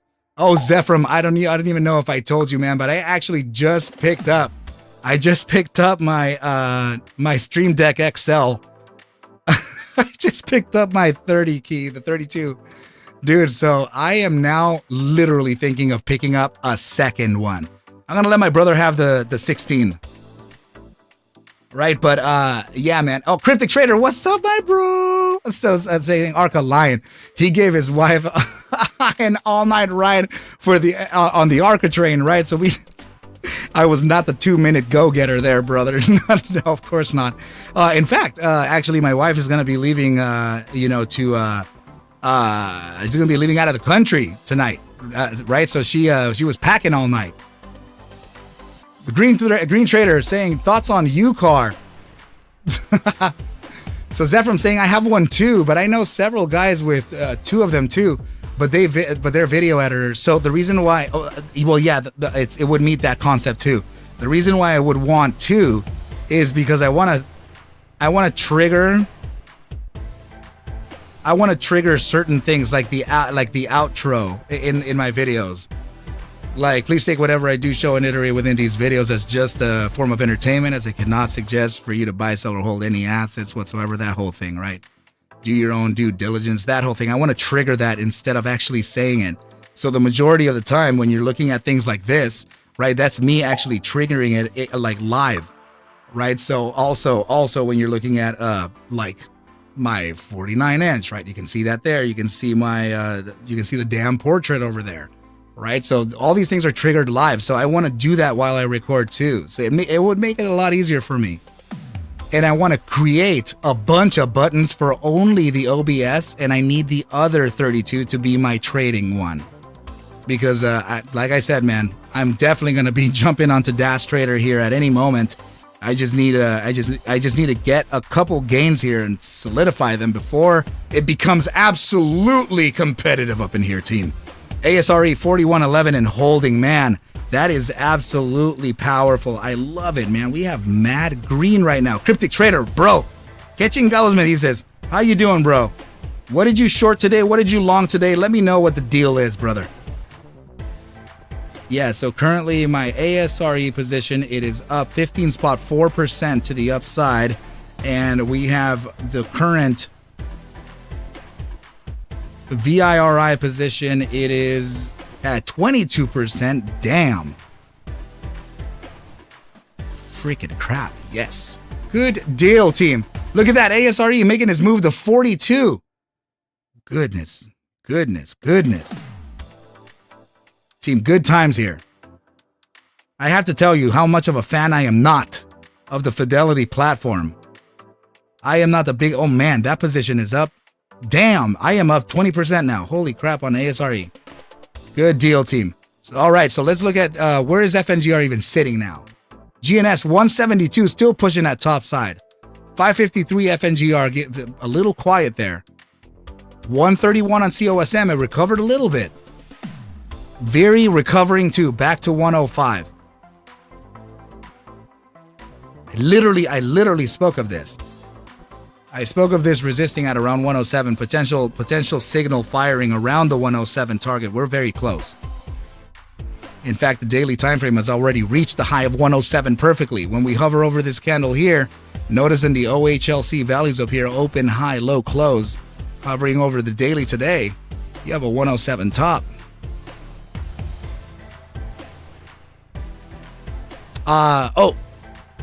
So EO, make sure you add Muyana. I love how you type it as Muyana. So look, let me type it in for you, right? So, oh, actually, I don't even know how to create that damn letter. You know what? I'm gonna go into my own live and I'm gonna type it in for you, okay? So this is the way that you type. This is the way that you spell mañana, right? So, dude, I love how you say Muyana. That is silly times. Okay, so Arca stepping into the Arca chat as Arca himself. All right, so here you go. So it is, I'm going to do it in all caps. Mañana, okay? Like that. Check it out. That is how you spell mañana. In that letter in between, the N with the little squiggly, that is called ñe. Say that out loud. Say ñe. Oh man, good times here, team. FNGR sitting at 552, losing a cent. 131 on COSM. I'm sorry, team. I know that somebody was asking me. ASRE, no way. 4280, get out, bro. What the heck is going on, man? Damn, it was a quick little run to the upside, man. Ian Tucker just said, and yeah. Barbara Young, MRES, we need to take a look at it, right? You gotta tell me. Hey, listen, Arca, you, okay? All right? So MRES. Enya finger. Fidelity keeps showing MRES at 2. And it's I am at, is this what you're showing? So I have the live market data feed into TradingView. So I am. Let me see what this is. I mean, it doesn't matter what it is. I'm getting it all. This is an OT. Yeah, I have OTC. I have OTC live market data. Man, Sebastian's probably freaking basking in his wins from the poker or crying from his losses. So yeah. We need to look at. Yeah, the natural resistance that we're looking at is anywhere between, we already hit it once. So for 42.91 to 44. We have to combat that first. We need at least a 4-hour closure upside of that 40, whatever that is, 40. Damn it. Let me get close. 44. So MRES, let's go ahead and dive into this. Let me see the daily time frame. So Barbara, yeah, I was asking you, is this the value that you see? 0.0168 is what I'm looking at here as the current valuation for ticker symbol MRES. Oh, dude. Wait a second. Why? Oh, God. Okay, so is this a bearish? Goodness gracious. Let me see.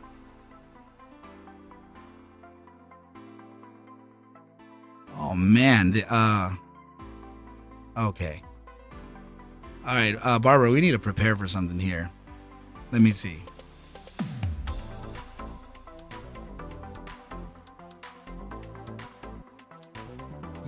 Yeah, that thing is barely holding here. Hold on.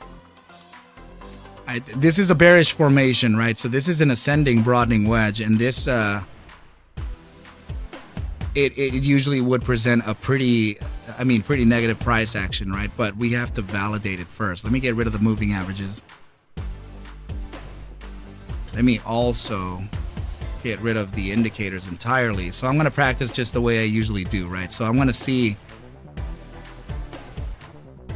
if this thing is setting something up, or I don't know, but this is kind of a bearish formation. You're looking at test number 1, test number 2, and 3.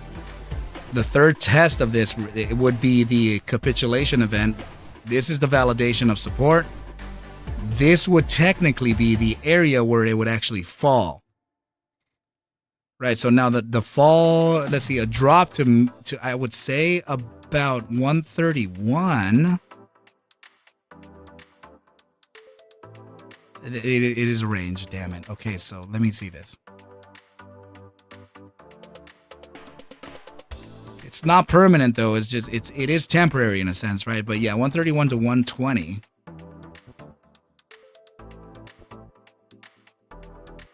It says 02 on your side. Yeah, so that's probably because they're not reading the very tiny details, so it's gonna stay at 2. Have you tried switching your time frames? Seeing it on a 1 minute or a 5 minute? I don't think it will change, but I'm just saying, what if?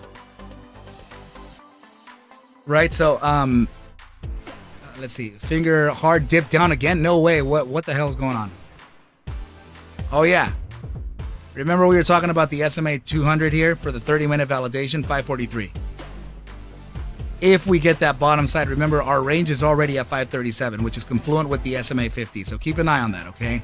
So MRES, this is feeling, it's feeling, Let's bring up our momentum. Let's see what kind of crap we can come up with here. What the hell was that? No idea what that sound was. All right. So, 30-minute immediate short-term time frame. Let's observe momentum versus volatility. Okay, upside. That's curious, seeing that we're at the bottom, and that may actually suggest a sell-off. Hourly time frame upside. Bi-hourly upside, and so far all of them increasing in volatility too. 3-hour upside with increasing volatility, and the 4-hour is not done yet. That is curious. What it's showing is that it could be facing an upside here to a resistance of about, let me see if I can line it up here. Oh, I already have it. Yep. Damn, I was already looking right in the area that I have. This. That's where this may be headed. That would be 198 to 203. All right, so keep an eye on that. It is suggesting an upside. We want to see if this upside can really cascade into higher time frames beyond the 4-hour though. The 4-hour is nice, but I do think that there could be a further upside here. First target. Remember, the first target we got to look at is 198 to 2003. All right, so J Pong, our GTI is making a move or what? Wow.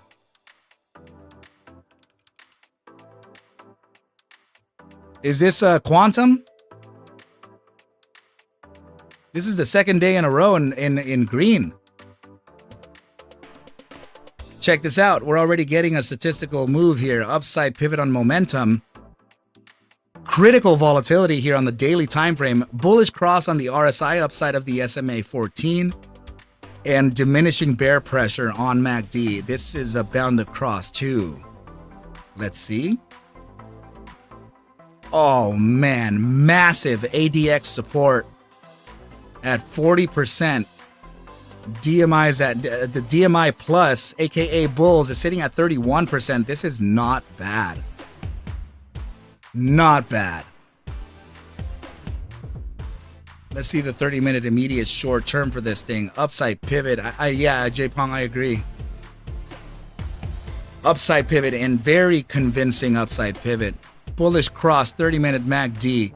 Upside pivot on that RSI. Let's see the hourly time frame. Increasing volatility, increasing upside momentum.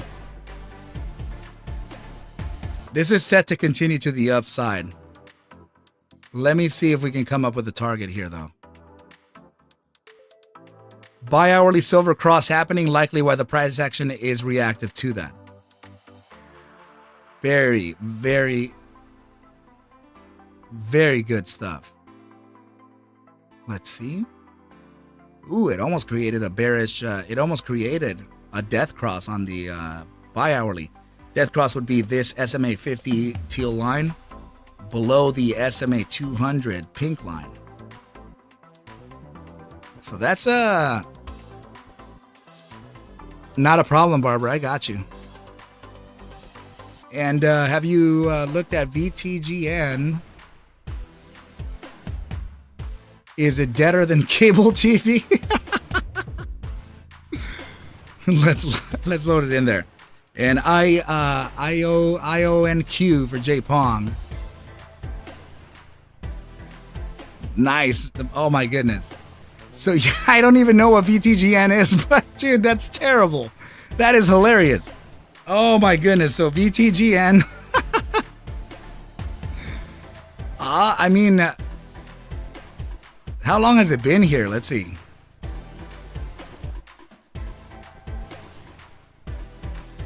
Still, in my opinion, it still has a little bit left to go to the downside. If it does choose to, I would say 553, and we have looked at it before. Sebastian, where have you been, bro? Good to see you, dude. So did you go over there and pull out the poker plays? Did you win? Please let me know that you won. Okay? And let me know what strategy you used. The open horns bull nest slapjaw. What is it called? Thumbs up. Today is the day, Seb? Dude, I can't believe you came in here rolling at $5.48. Today's the day. We're going to $9. Let's get it. COSM sitting at 132, ticker symbol VIRI at 104, holding its high. And check this out yet again, man. Pulled back already. Jeez. I'm like getting mad at this thing. EO, never tell me. Never tell me that there's no capitulation here. All right. We're going to capitulate the bears. ASRE currently sitting at 40.20, still holding that upside. Very, very nice. All right. So, yeah, let's go ahead and continue here. The target that I was going to give, right? Damn, I never got to it. Let's see the 5-minute time frame. Nothing there. Let's see bi-weekly extreme time frames here. Yeah, we're going to need to pull out the Gaussian bands and see what it's got to say to us. Going to say nothing, Arca. You suck. Nothing. All right, so here we go. Weekly time frame, already breaking upside of the mean band, suggesting of a top side here of around 311. So that's not too bad. Only capitulation Arca does is in bed. Capitulate. All right, so let's look at other time frames here. Weekly time frame and 5-day time frame are all very similar, of course. Breakout on the 3-day, breakout on the bi-daily. Check this out. SMA 200 located at 343. Not there. Which one was it?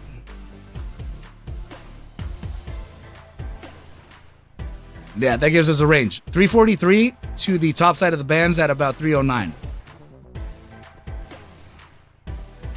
Just like that. I'm thinking about taking it out. Let's go. All right, so yeah, team, this is looking pretty good. RGTI, this is a very likely this thing can make that upside into meeting that resistance there. Ooh. IONQ, what is the good deal here? Right, so we had a combination of IONQ seeing if it was following QBTS on one time, but QBTS seems to be outperforming it. 163 and currently sitting up 12.5%. QBTS looking pretty nice. How high is Viri going?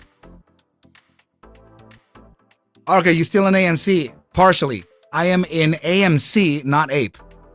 I sold my APE at, what was that, 225 or whatever that went to? 225, I sold all my APE. I was like, bro, you just gave me like a few $100s back. Let's go. I'm out.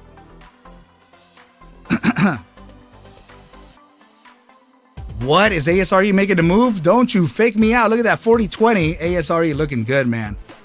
Looking good. All right, so yeah, we're going to be looking at BGTN right after this, but I'm sorry, where the... IO and Q, man, huge downside here. Well, I would say 3.4% down is not so bad. I don't want to get too big. You know that monster zinc? That freaking fuzzy monster, man. Funny stuff. Let me take a sip of this Gatorade, team. I need some sugars, electrolytes. Hold on.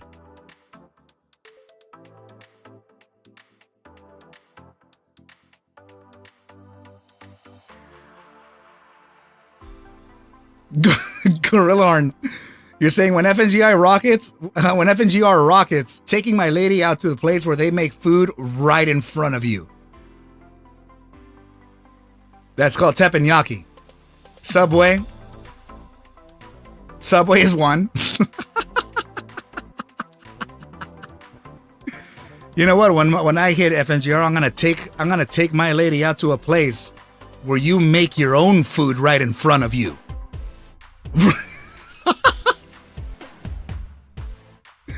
They make food right in front of you at Chipotle and Chronic Tacos. What? Korean barbecue is another one, yeah? Korean barbecue. I love it. Korean barbecue, bro. He said Subway straight up.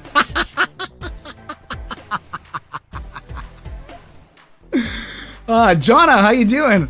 Good morning. Listening in the background. Let's go. TUP is popping. I don't believe it. TUP is popping. Why the hell would that be popping? Remember that thing was just headed it was headed to the deepest depths of hell. Go to Koreatown. They even have dog on the menu for Sebastian. For Sebastian. Oh, dude. So, yeah, I remember Zephram was telling us that apparently that was like due to like dark times. Darker than Harry Potter. Darker than Harry Potter 4, 5, 6, 7, 8, and 9.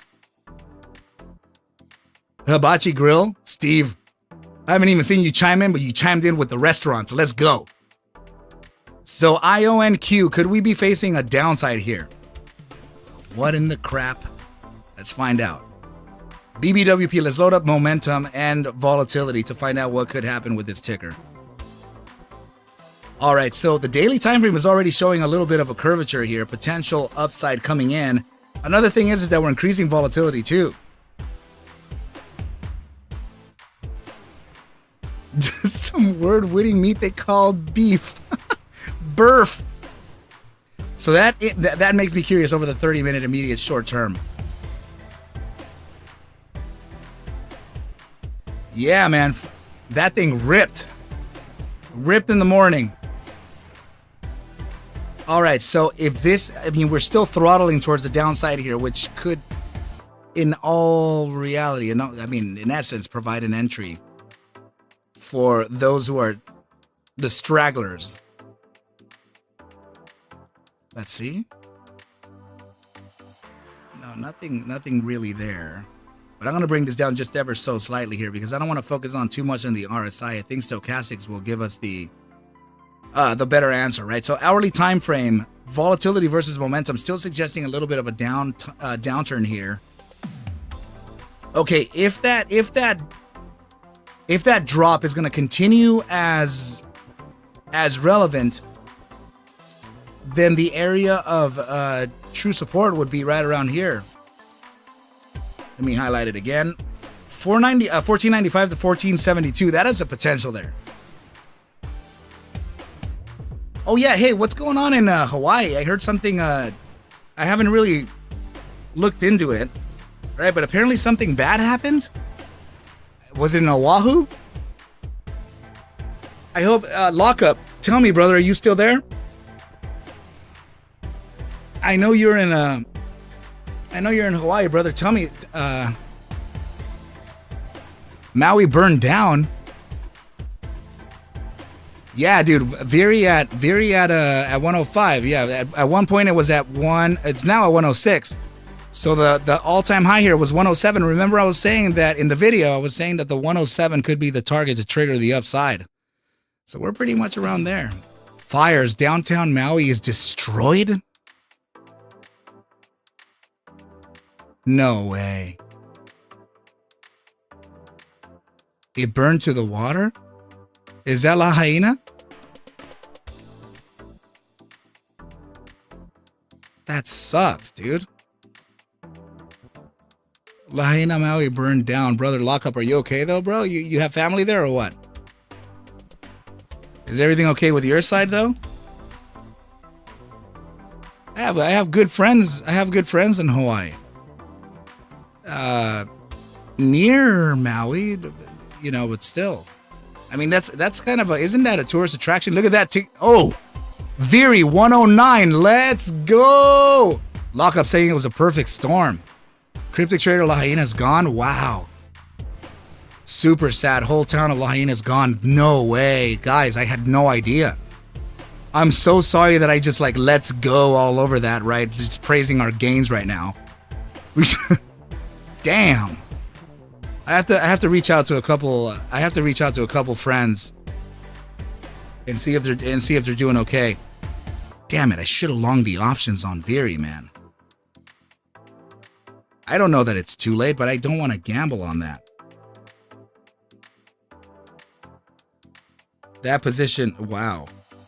109, 110 Viri. Damn. My position is currently 21% up. Jeez. Yeah, man, it's disastrous over there. The before and after pics are insane. I'm North Shore, Oahu. Halewa. Dude, okay. Sebastian saying hope Viri closes like this hammer today. Yeah, that would be awesome. Look at this. It's already at 111. It is pumping. I saw a Reddit post from Ben. That's interesting because like this regression band was cryptic. I give you a huge shout out on that on the video. So the regression bands actually showed that this bottom side of around 82 cents was the support to be found after the price action that lasted almost 15 months. So it took 15 months of linear regression in order for us to create this bottom side support down here, considering the capitulation here and the incline. So it's really funny that these fundamental metrics would be leading towards this, but I promise you one thing. I saw this on Friday and I'm like, whoa, that's a sign of major reversal here. Let's go. So I saw a Reddit post. Yeah, right. So that was from Ben. I don't even know how to pronounce that last name. Raqqa, you're saying it looks like after Iraq? Wow. That is messed up, dude. Crazy times. So these are 93, my man, my bro. So I started using the regression band right after you drew it on your chart last week. on FNGR. Dude, so amazing. It needs to happen, Lim. I mean, is it though? Let's get it. Team, ticker symbol VIRI. I can't tell you, man. That strength was there. That strength was present. It was real. And right now we're trading in Fidelity, right? We're trading ASRE and Fidelity in hopes. Oh, man, look at that. 41.93. Damn. We're trading Fidelity, ASRE, so that we can make some gains back from the massive loss on AMC. Oh, I hate that. Never again, team. Never again. All right, so let's take a look at the ASRE position right now. Damn. Just about 20% up. 34. Man, I'm close to 40% up overall today. That is nuts. Cryptic Trader saying, yeah, I only have a little Viri. You can't long Viri without some cash? Damn it. A lot of ASRE and FNGR. Same here, dude. Where is FNGR, by the way? Is it showing us? Okay. All right. 555. Still okay.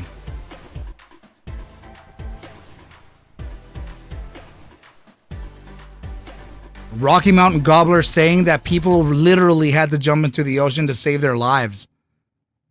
And the fire was still falling on them? No way, dude. What the hell? Wow.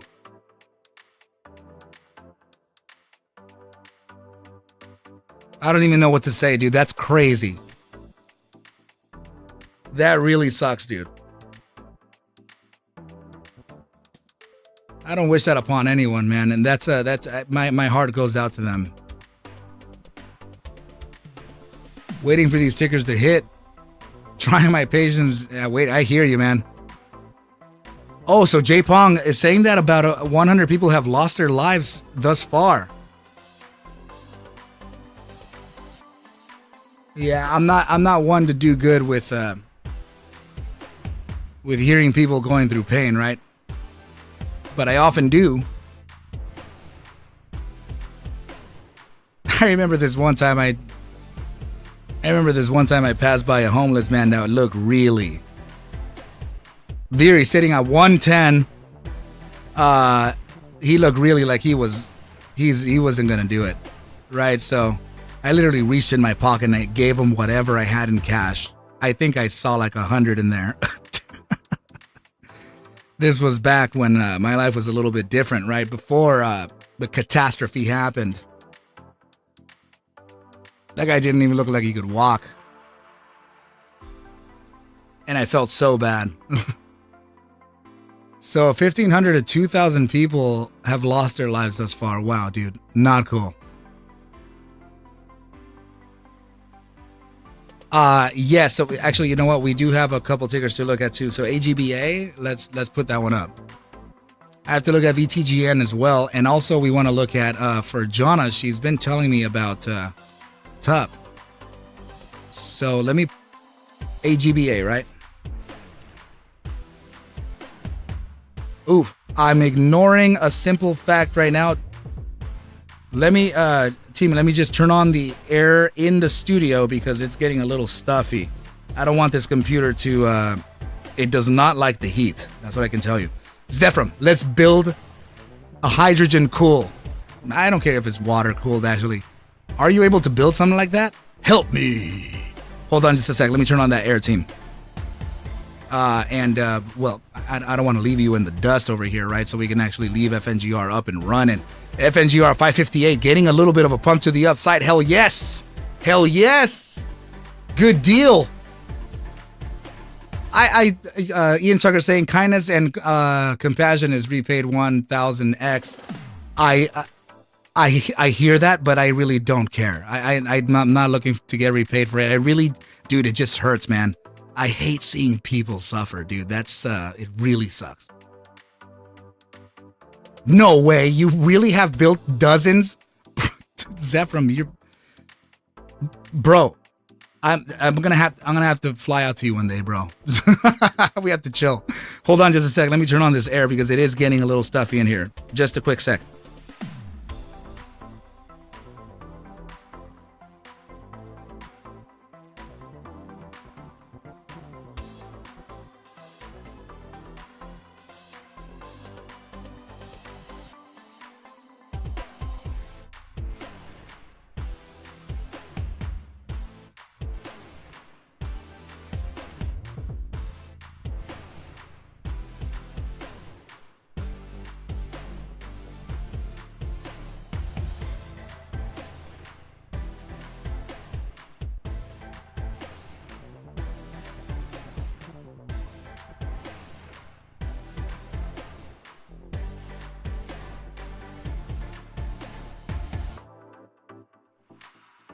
Very! Oh my god!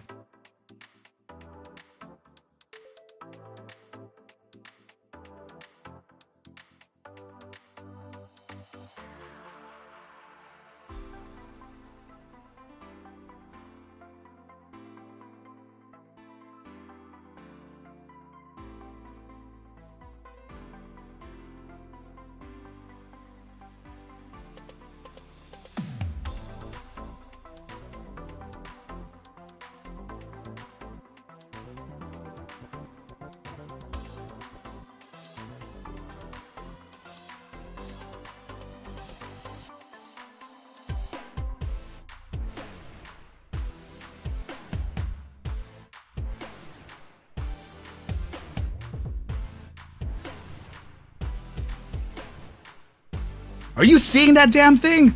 Oh my goodness, Very just hit 113. Holy crap, the position is up 30%. Holy cow, it's 113 right now. Oh my goodness, what? Look at that. Man. Huge buy pressure here, team. Damn. Did Arca just die? Dude, guys, I am talking about, we have two existing positions right now. Way in the freaking money, bro.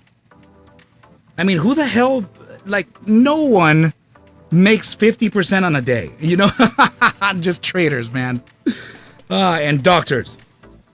Right, don't make fun of doctors ever again. Don't you do it. Yeah, so look at this. My ASRE position is at 20 spot 17% to the upside, and we have 30 spot 14%. I'm literally freaking 50% up on the day. That's redonkulous, guys. There's 113 on ticker symbol Very. Please, man.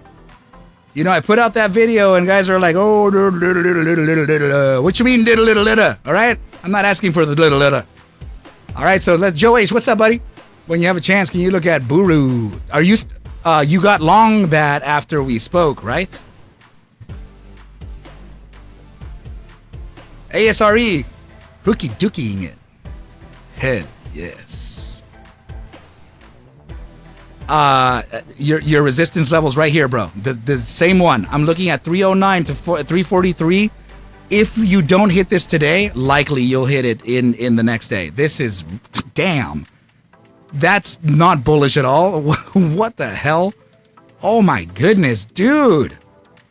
Immediate short-term resistance coming up. Yeah. I feel like it could be it, man. The daily resistance right up here. It could land right there at 309. Yee, that's super close, man. So yeah, well, eyeballs on this, man. You are looking pretty good, though. Let me see one more thing. I want to see the monthly. Holy goodness. Okay, we have a relevant resistance up at about 294.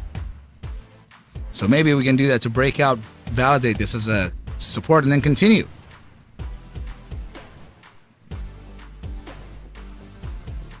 Let's see. To make some cash today. We are speaking of paper trading. Right? But so far the plays that we already called out. Damn, ASRE 42 spot 18. Oh man, Veery holding the 113 right now, team. This is ridiculous. I feel like taking profits. I feel like running for the hills and just saying I will play it later. Damn. Wow. So that's that feels good, man. That feels real good. So anyway, yeah, let's take a look at VTGN. Veery at 116? How? Dude. FNGR 550. Still holding the boring 550. Get up in here, man. GTI is still doing its little dance over there. ASRE pumping. Veery 114. Jeez. That is awesome. Just got into Veery and Arca wants out. Dude, bro, because you didn't catch the videos.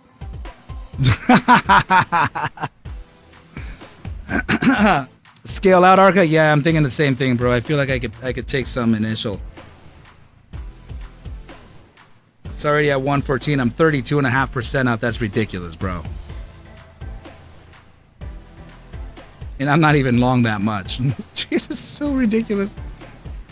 Because he was asleep. He was asleep. Ah, dude. Okay, so VTGN is showing a little bit of a pump to the upside right here. I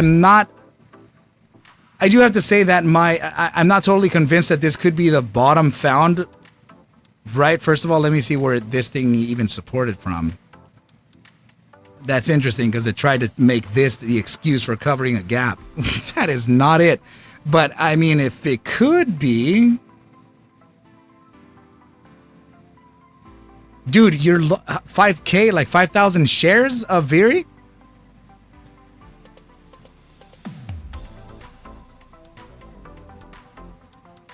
Bro. What? Dude, I am long. Let's see. Bro, I'm practicing the rules here, bro. I'm long 192 shares, bro. So just so you know, just talk about tiny gains over here, but they're compounding, man. That's how I did the 80 to freaking 500. Now I'm doing the 4,000 to 400,000. Let's go.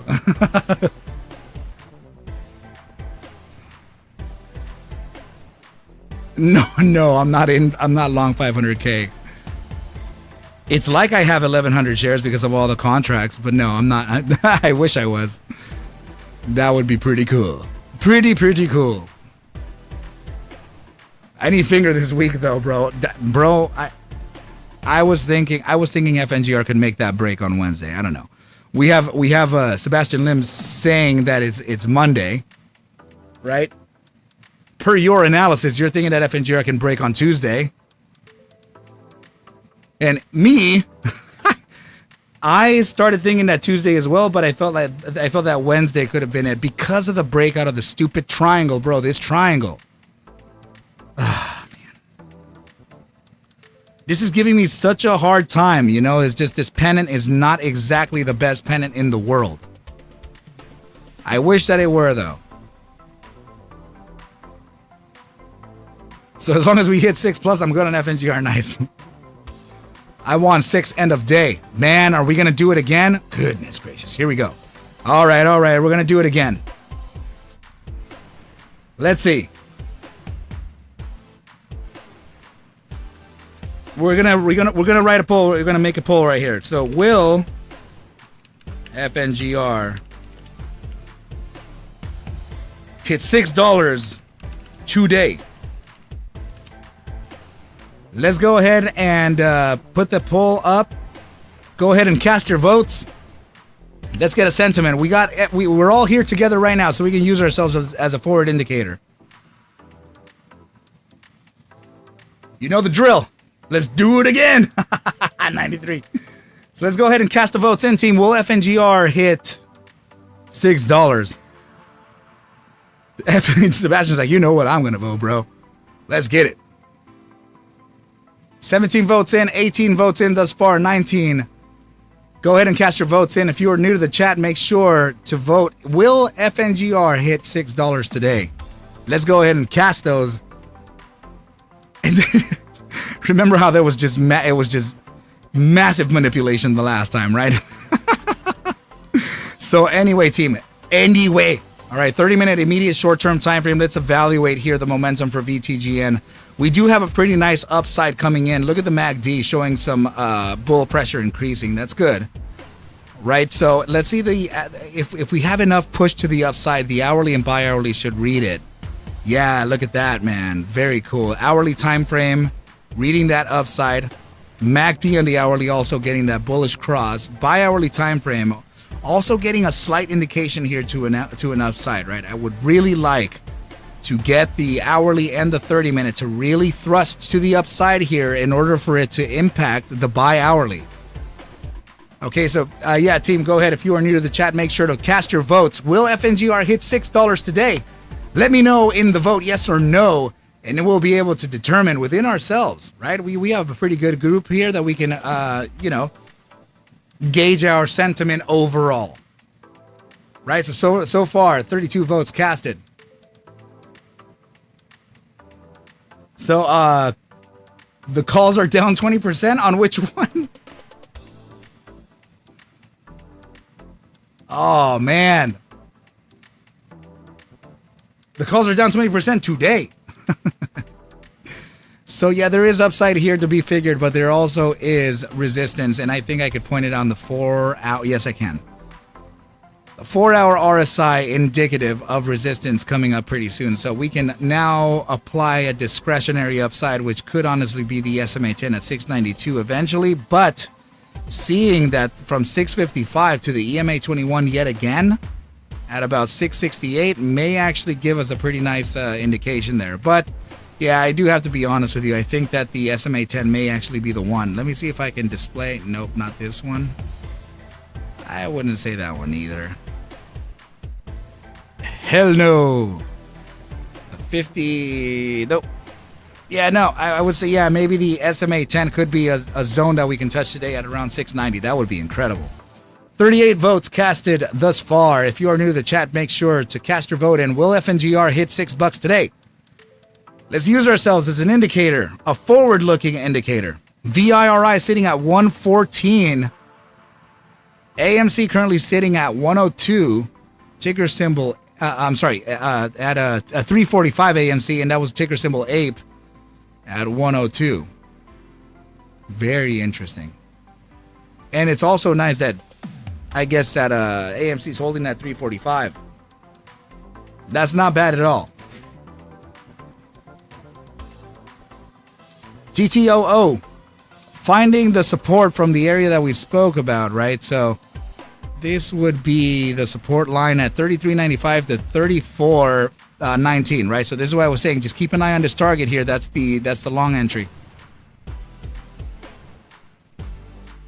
So in my opinion, the immediate short term was suggesting a downside, but what I'm really more focused on is the 3-hour upside momentum, and of course the 4-hour, right? Just like we always do.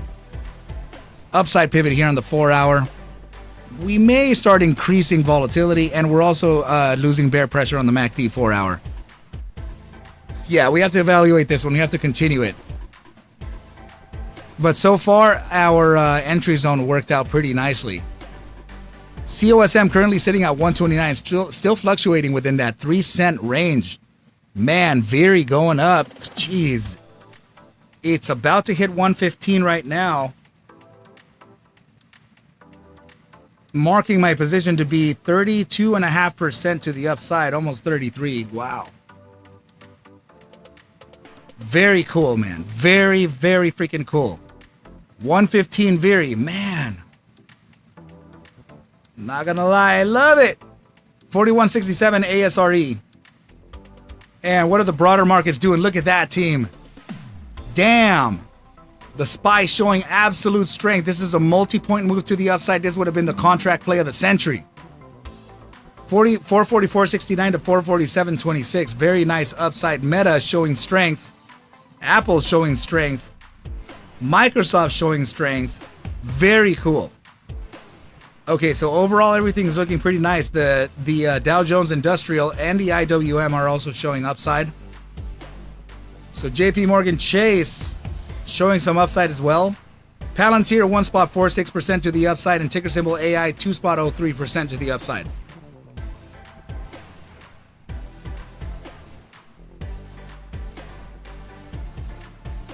Cryptic Trader saying, ¿Qué pasó, Arca? What you mean? Did I mute out? Dude, you got out of your X short for a 3% loss, bro. That is great. We keep the losses small. We maintain the losses small, and we maintain the winners big. You show me any trader's portfolio. Look at it. Observe any trader's portfolio, right? You would be able to gauge their strength based on their losses. And it is, and I don't mean this with any joke at all, but in order to be a successful trader, you must be a good loser. You must be the best loser that you can be.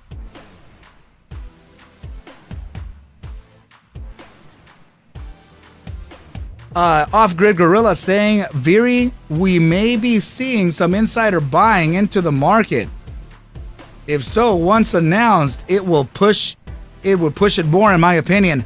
If that is the case, Off-Grid Gorilla, then you are pretty much saying that Arca, you should hold your paper trade position, simulator position, because there may be here a continuation to the upside of greater proportion. That would be absolutely nice, to tell you the honest truth. Here we go. Right?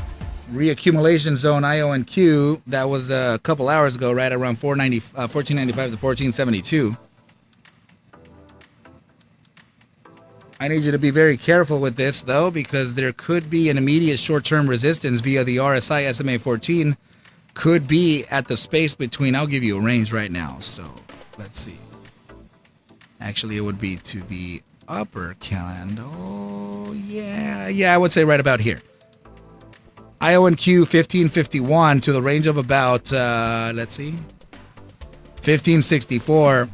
That could potentially present another ladder. But we have to validate this, so you have to be very careful.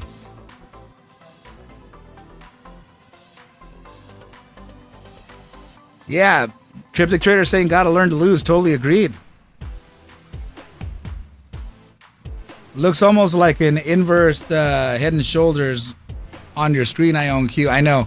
This is actually a failed one, though. Invalidated. I would not put trust in this unless you're looking at it in maybe a 4-hour. Starts to get a little closer, maybe even 8-hour. 6-hour. Yeah, if anything, the 8-hour and the 4-hour looks pretty okay for us. Inverse head and shoulder. Mark Roach, good to see you here, my brother. Definitely hit the like button, team. Make sure to subscribe. And make sure to hit the bell icon so that you are notified anytime that I am live or post a video. Let's see here.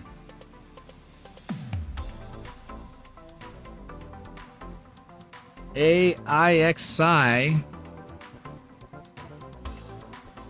Let's look at it. AIXI. This is okay. So it's a NASDAQ ticker, dude. Okay, I hope it's short term. Okay, because I didn't really mean to open up the monthly time frame here into seeing that in 17 days and 4 hours, we would be closing a monumental bearish engulfing. Okay. All right, so you don't want to be anywhere around that. If you are new to the chat, make sure to cast your vote. Will FNGR hit $6 today? Let's get that sentiment in.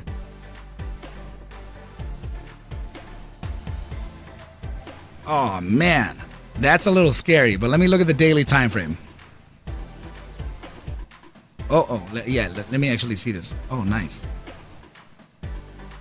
I assume that you got this for a long position.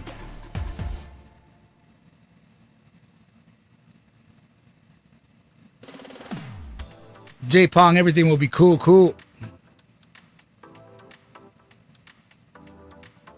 And D's Nuts, you're saying for scalp, right? Okay. All right, so screw it. Let's look at the 30-minute time frame here. And let me get the Gaussian bounds out of the way.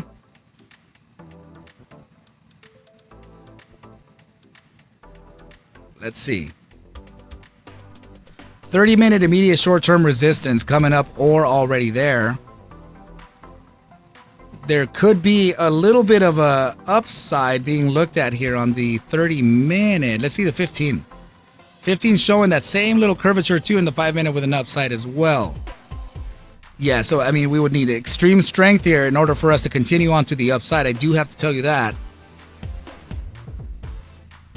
Let's see. The bi-hourly is sort of reading it here. We're getting a little bit of it. And of course, the 3-hour may not even see it. Yeah, this is a downside, and the 4-hour is still a downside. Okay, so yeah, we're right at the cusp of this thing potentially making an upside or a downside. This is it's a critical moment. And everything is unclear as to where the direction is going to be. And usually when I don't have that, when I don't have at least an idea over where the asset can go to, I would consider, staying cash. I need it to be dead obvious that it's going to go towards that direction. If not, nothing. So, just kind of bear that in mind here, right? But, I see some upside coming in, but it's just, it's kind of, short-term based. So, I guess it would match your trading, your temporary upside thesis, right? So, I guess if you were to face the top side of the range, we already did that one. Very short term here. I'm talking about hourly time frame.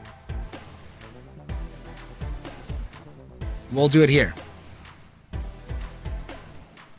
Just like this right here. 522 to about 511. Keep an eye on that. Thank you, bro. Not a problem, man. I got you. All right, so let's go back to our tickers team. What is ASRE saying? ASRE sitting at 41.71, very attractive. Ticker symbol VIRI at 108, getting that top side to a high of 116. Man, oh man. FNGR currently sitting at 554 as well. It's not bad. VIRI going up to 109 now. Oof. It's like the moment we went away, this thing just pumped to the upside again. Let's go. All right, so let's see how many votes we have thus far. We have 55 votes coming in. So if you are new to the chat, go ahead and cast your vote. That's going to be, will FNGR hit $6 today? What are your thoughts? It's good for us to, use ourselves as an indicator, right? As we grow the channel, as we grow the family, we'll be able to use each other for that, for those metrics, which I encourage. I absolutely encourage, right? It's good to get an opinion from another similar trader or another type of trader. VIRI sitting at 109. Nice. Let's look at FNGR one more time. 554. We're still catching, man. COSM sitting at 129. ASRE 41.71. It is. I mean, guys, we're in the quiet period now, so it would display as this right now, right? So, I've just been saying to the chat, right? If you are new to the chat, cast your vote. Will FNGR hit $6 today? We're at 57 votes thus far in the last 14 minutes. That's incredible. And I'd have to say that the results are pretty insane so far. I love it a lot. Okay, so let's look at the broader markets and see what's going down. So SPY showing a little bit of a pullback there. That's why everything else is facing that pullback too. The S&P 500 E-mini futures contracts showing an upside with the tiny pullback. Same little pullback here on ticker symbol Meta, and also Apple showing an upside with a small pullback. Everything in general is facing that small pullback, which is curious.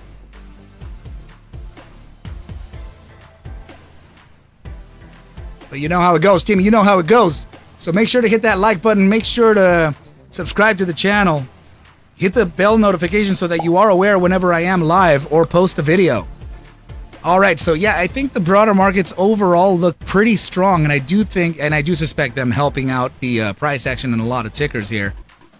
ASRE currently sitting at 41.71 even still. Ticker symbol APE 209. And we have the AMC ticker at 344, still holding that target. Very nice. John Smith, what's up, buddy? How you doing? Yeah, sure, man. Let's look at it. BRSH. Yeah. Look at that, making some pretty nice upside. Oh, we can start off right from here, actually. Very cool. Check this out. Increasing volatility, violently here, right? We have an upside pivot on both the EMA 3 and the 14 hourly time frame. Same situation here on the 30-minute time frame. That's okay. Okay. Bi-hourly time frame upside pivot with increasing volatility. Bullish cross here on the MACD with the first green print on the histogram. Bullish cross on the RSI as well. So now, moving on to the 3-hour time frame, we do have an upside pivot here as well. So let me get rid of the upside pivot, contracting volatility. We have a bullish cross of the RSI, and we're about to get a bullish cross here on the MACD. So things are looking not bad. Things are looking pretty promising here for this ticker. So, and now the 4-hour time frame, which would be my minimum upside pivot one, it's getting the upside pivot right now. Bullish cross on the MACD, bullish cross on the 4-hour RSI as well. And the ADX sitting at a massive 48%. This is definitely suggesting an upside here. Joe H, I'm so sorry. You asked me to take a look at BURU as well. Hold on just a sec. I got to make sure to remember to hit it. I remember I don't know why I just thought about a downside on anything. Was it BURU?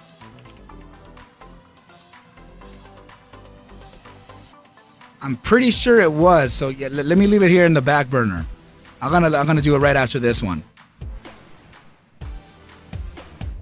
Okay, so immediate 4-hour support, EMA 55 orange line, SMA 50, and the EMA 21 with the SMA 10 holding the very bottom side of the wick. So this is actually suggesting still a continuation to the upside. But if I would be honest here, the upside feels a bit limited because of the amount of information that you're giving me. So I think that this thing can make another 7.3% move to the upside to the very obvious 469, 467 top. Let's see. If we can, I guess that's going to be good enough, damn it. All good. That's gonna be the target that I'm looking at for a potential pullback. And it has a top side of it too. So you know what? I'm just gonna draw it in like this. Just like this. There you go. That's close enough. Mark Roach saying turn on the notification bell. Ding dong, ding dong, ding dong. Very cool.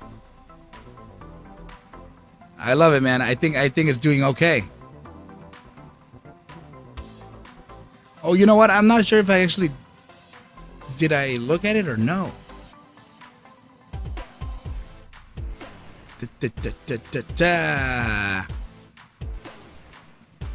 Oh, Oof, man, the price action is looking nice in a lot of tickers right now, man. 41.71 still ASRE. Of course, we're in that quiet period.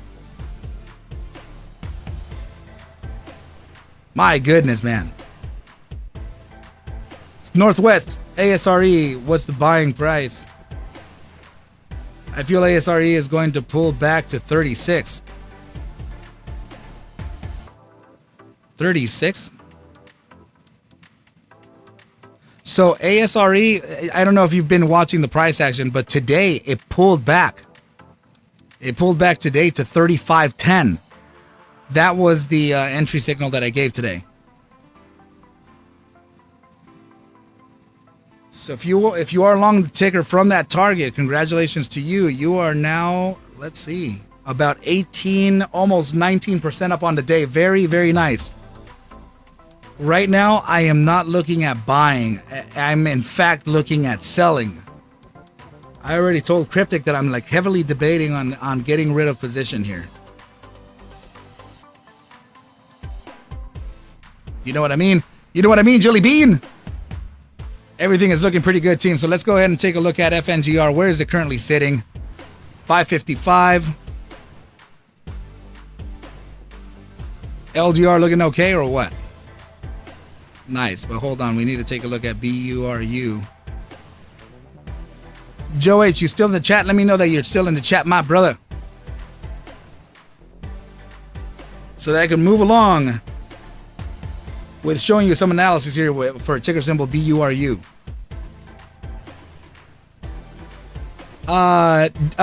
Sorry. Damon. Which one, brother? Tell me. Oh, AGBA?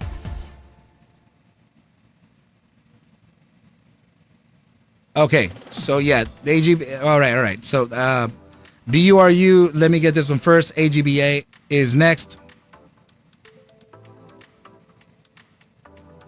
No way. Is that from your friend? Says that a lot, dude. I say that every single day to my wife and my kids. I'm like, Jelly Bean. You know what I mean, Jelly Bean? It's such a like a passive way to like kind of like small talk your way into your next my girlfriend. No way. Did I say girlfriend or wife? Oh, dude. Let me get a sip of water here.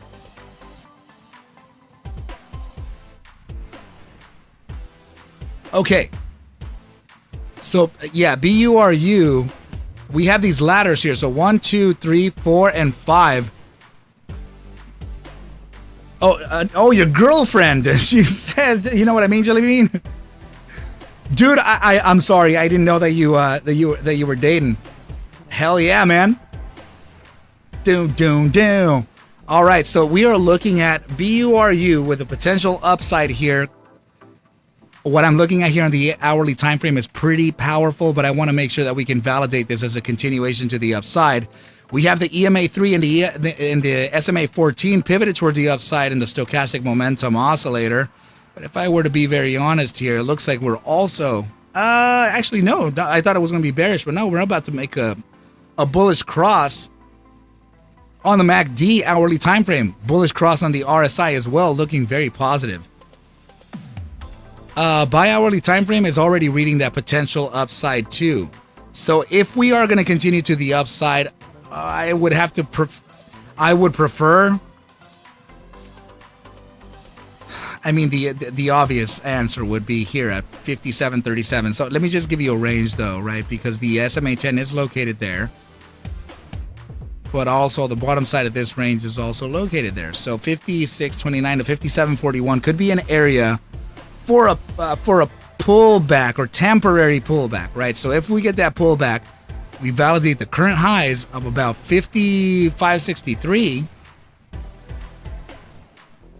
and then this would continue on to test maybe the SMA 10. I'm not sure if we're going to get first the SMA 10 or first this area here of 56.29. The SMA 10 is located at 57.41. But again, this one is also a little bit, you're remember I was just saying that when you're looking at this in the, let me see the hourly time frame. Yeah. So yeah, when you're looking at this, making the wave number 1, 2, 3, 4, anything after 3, your probabilities start increasing. So this is particular to the ladder attacks, right? So that is not particular to descending channels or descending broadening wedges or anything of that nature. Not even falling wedges, nothing. Triangles, nothing. This is the iteration count here. Only works best in the ladder attack. So anything above 3s, like 4, 5, 6, 7, 8, 9, your probabilities start increasing for an upside. As easy as it sounds and as obvious as it sounds, trust me when I say that it's not to a lot of traders. So, yeah, team, let's go ahead and take a look at FNGR. Where is it at right now? Because we're going to take a look at now AGBA, right? So let me just see real quick. 555, COSM at 129, Viri at 106, still good. GTI, of course, 78.37. The heck was that? I think that may be the little lady trying to say hello, team. Hold on just a quick sec.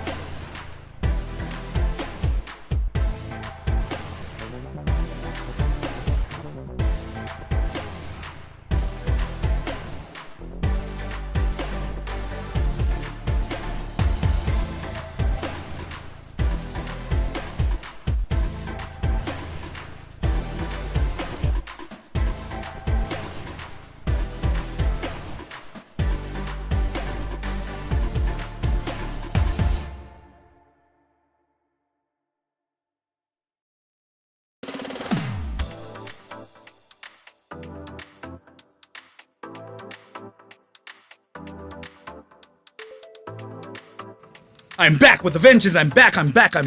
What is up, team? Thank you so much for waiting. Did you cast your votes already? All right, we have 81 votes right now. Will Finger hit $6 or no? What the hell are you guys talking about? Oh my goodness, let me see this right here.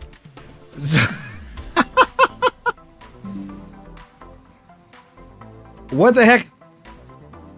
A Avid Trader posting up right now. What the heck? Does he think we need a new poll? Is Arca going to long or short the little lady? Arca definitely longing the little lady. Capitulation time.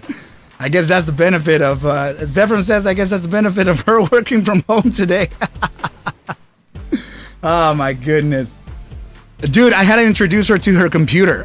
Remember, I had to connect. Oh, you didn't know. I'm sorry. So I had to connect her entire system for work today. Her Windows, right? So she wanted the dual monitors and stuff. Oh my God, the freaking work not giving her. You deserve all the likes from everyone, my bro. Thank you so much, Yaz. No, I'm saying that I had to connect all that stuff for her, dude, because she has to work from home today. She's gonna be leaving out of town, out of the country tonight, with my daughter. They're gonna be out for like a good week. So I had to connect her system. Says Rosie Gray Glasses. I had a high frequency trade her. Oh man. All right, 4150 on ASRE. What else is going on, man? All right, so, oh, nice. Look at that. VIRI sitting at 109 yet again. Man, this is so much pressure. I love it. Oh my goodness. Dude, so, and then, it was just, I had to introduce her to it because, like, man, I was surprised to see that VGA still gives out, what is it, 1920 by 1080 resolution. I was like surprised to see that coming out of VGA. I'm like, what? COSM sitting at 130, recovering a penny. And FNGR sitting at 554, still trying to get that damn thing in there, man. And now regarding the, what was it? I think it was right over, no, I think it was the first one. How could we have changed that into the 8-hour time frame? Let me see the buy daily here. Yeah, that's a little more like it. Man, goodness gracious, look at this freaking 200-day and the 50, the Golden Cross. It's trying to get it. It's trying to get it. It's not close enough yet, team. Arca using his fiber to connect her system. Oh, man. Charting the wife before she leaves town, dude, you guys. Oh my goodness. So Northwest, does that mean we are going to have more videos every night for a week? Let's go, dude. So that's a curious question because my son is being left with me here, right? My 3-year-old. So now I don't have the help. So it's just gonna be single dads up in here. Oh, the single daddies. Oh, the single laddies. Oh, the single daddies. Oh, the single laddies.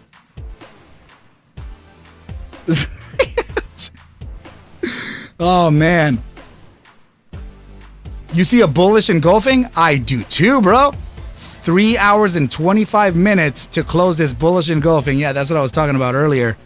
If we are able to close anywhere upside of this the opening valuation of this prior candle, which is 539. If we are able to close upside of that 539, we are printing a macro scale bullish engulfing. The forward candle green body engulfing the prior green red one. That would indicate a pretty nice move towards the upside. And we break out tomorrow, proving a Cryptic's theory correct. Right? So the breakout happening right here was the reason why I was like, oh my goodness, dude, am I gonna have to shift this to Tuesday? Dude, you totally called Tuesday. I was thinking about Wednesday, and I'm like, should I adjust to Cryptic's thesis here? Who knows, man? I don't know, but it's looking pretty good.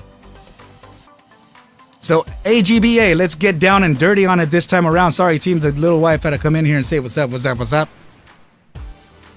After hours is definitely counted. No lie. Okay, so the most notable thing that I would like to point out here is on the weekly time frame, right? Macro time frame, I get it, but we have that SMA 10 acting as just a crazy guide towards the downside, right? So let's pull back here into the shorter time frames. Honestly, the reason why I did this is because I wanted to see the Gaussian bands. So I want to see if they're anywhere near us.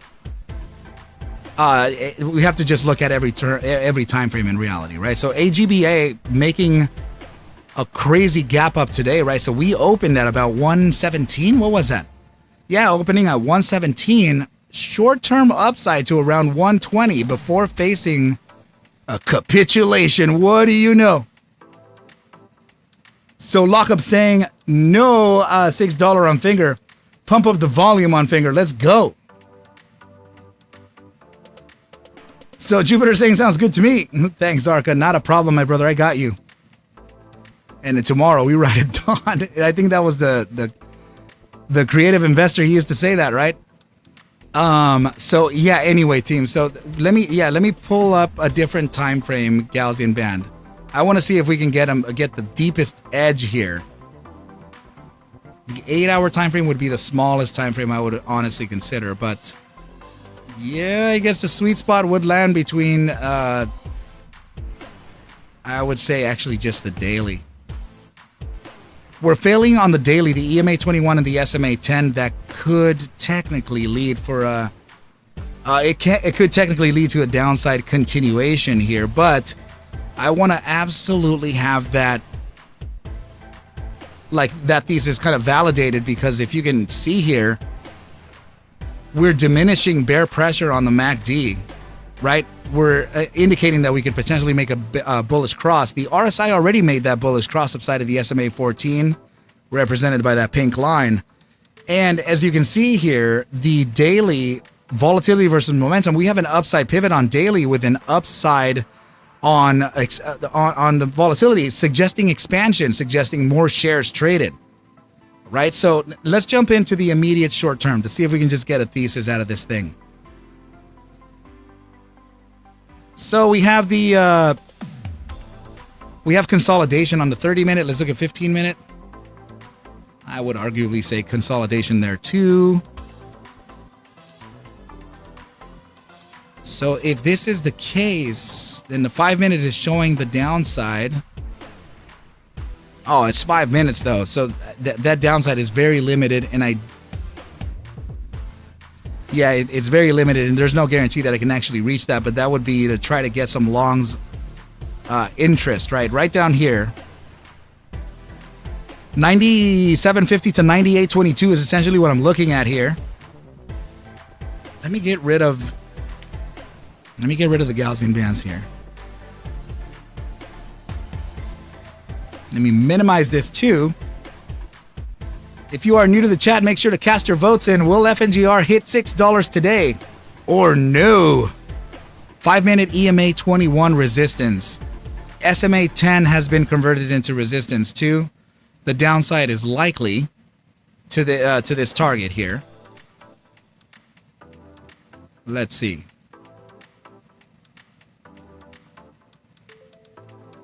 All right, so man, we're starting to get the indications of an upside here, but I do have to say that the 15-minute and the 5-minute have to push a little bit harder in order for us to really get that, right? Because right now the pressure and the favor is actually still towards the downside and towards the bears, right? So this zone here is not only a support zone, but it's also a demand and also an inflection point. Okay, so the inflection point would be, I'm just going to mark it off as one solid line right down here for you to be aware of it, right? So 96.63, closing a candle, an hourly candle beneath this area here would cause for a capitulation down to the likes of maybe 90.95 or sub 90. Right, so keep an eye on that, because this could be, damn, you could even, not financial advice, right? Paper trading talk right here, but you could even, I don't know, man, hedge against this. What is this under? Is this, let's see, it's a NASDAQ ticker. Man, I wonder what the hell's going on with them. It was just a top pre-market gainer. I remember looking at this earlier too. Okay. So yeah, I think the downside has to be first here. And we would have to validate this. We would have to make sure that we can close upside of the 96.64. We can wick down into it, that's okay. Even wick down into the SMA 50, but closures beneath there is going to be the problem. So we cannot, because closures are usually confirmation or validation for a lot of traders, right? So I tend to look at whatever chart that I'm charting, right? Whatever ticker that I'm charting, that particular time frame. If that looks like the ideal time frame to chart that ticker, then I would say I set an hourly closure because I'm on the hourly chart, right? So it's just some basic. Just so you know me, right? And let's see. So, Nia, what's up, brother? Hi, Arca. If you have a chance, CNXA. That's not the one we looked at, right? CN. Yeah, I haven't looked at it. So let me look at a new chart here. I'm sorry. Damn it. Yeah, let's load up a master layout. So CNXA. Let's see, said the blind man. Okay, so yeah, team, we're still in the quiet period, 942. We're coming out of it ever so slightly. This is around the time that we're going to have to keep an eye on the indices. Slight pullback here on the SPY. Of course, we're seeing it on the ES5, the ES mini futures, right? So that's already looking like it. The good thing is that we're upside of the SMA 50, right? So that's okay. IWM showing some promise to the upside too, but not so violently. FNGR sitting at 558, recovering a few of those cents. Meta pumping to the upside, 303.78. Apple at 178.85, still with an upside pivot. A little bit of a pullback there, but still okay. And Microsoft is also pushing to the upside here, but looking more like a spinning top doji. ASRE sitting at 40.20. Okay, so now let's go ahead and move on. Now that we have a clear idea over what could be happening, what is up next? So team, please go ahead and make sure to cast your votes if you are new to the chat. Will Finger hit $6 today? Ticker symbol FNGR. Will it? Will it? Will it? Right? Okay. So CNXA, let's pull up the daily time frame and see what's up. FNGR heading up. Good deal. Okay. So daily time frame, what is the behavior looking like here? Let's see. No lie, this actually looks like a channel. Maybe something like I see the other line. I see the other one instead. Like this one right over here. Let's see how well that connects. Oh, yeah, it does.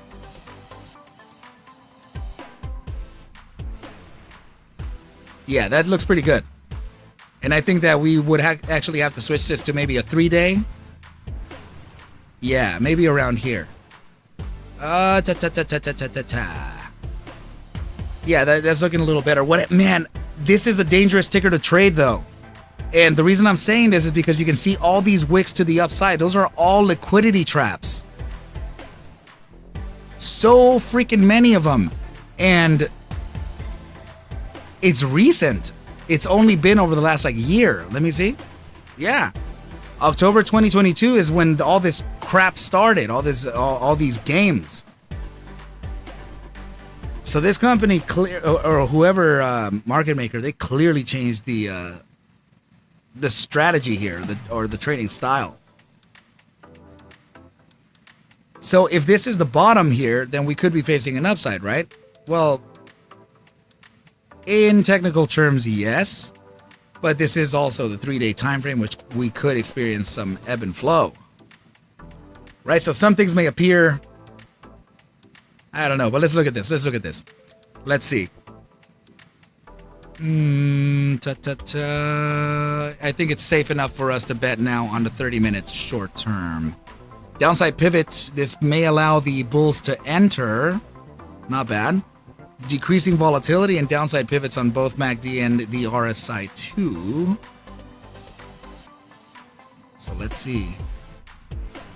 This is, oh man, this is a corrective pivot. They usually don't last too long. They continue to the upside or continue to the downside if that was created in the downside, right? So bearish cross beneath the SMA 14 on the RSI. We're about to get a bearish cross here on the MACD too.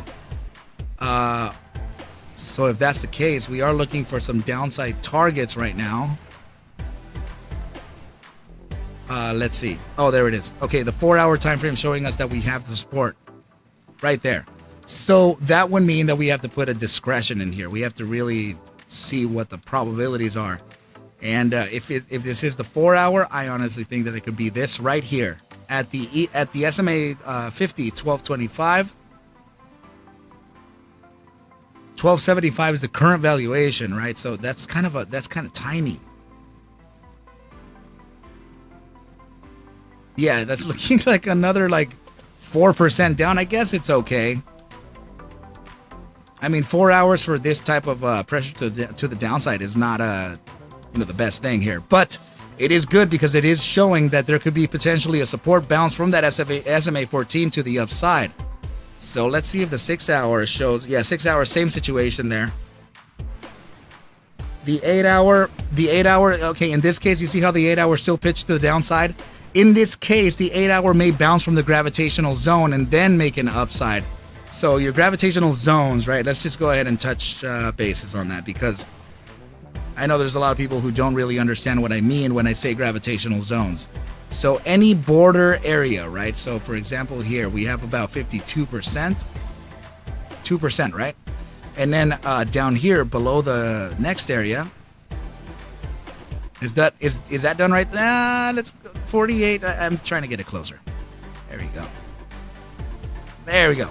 All right, so this zone right here, and then we're just gonna copy it, right? Just like this. Let me see, is that control? Yeah. Okay, so just like this here, it's good enough, or whatever. And then here, I'm just gonna draw it in manually so that you can understand what I'm talking about when I say the gravitational zone. All right, so here we go. This is something you should probably screenshot for yourself too. Right, team? So, oh, I'm sorry. And then the last one. Okay, so the gravitational zones are these. Anywhere 2% up or 2% down from the junction, right? So this is your weakness area. Bull weakness, and this is bear weakness. This is bull strength, and this is bear strength. Your upper half is overall the bullish control zone. The bottom half is your bearish control zone.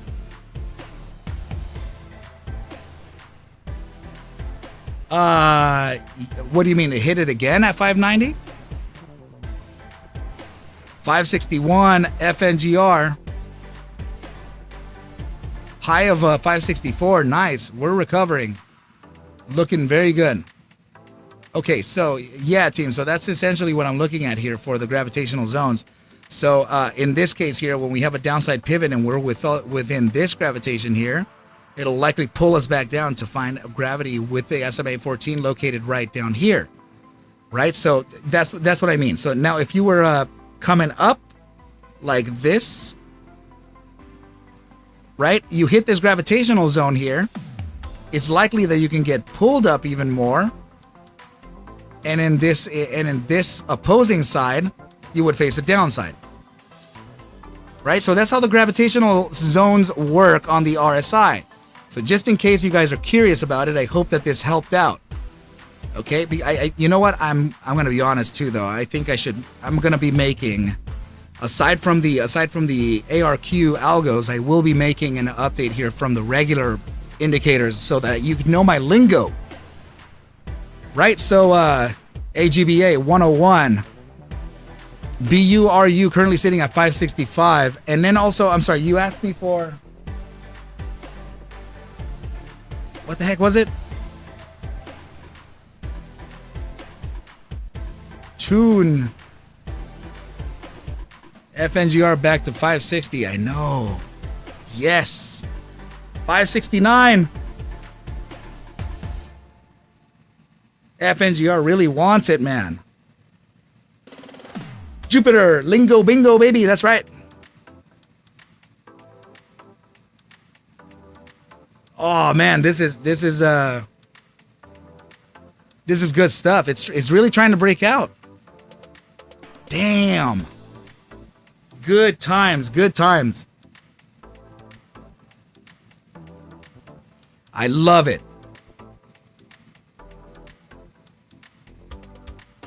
So that's right, that's right. If you're new to the chat, please make sure to cast your votes.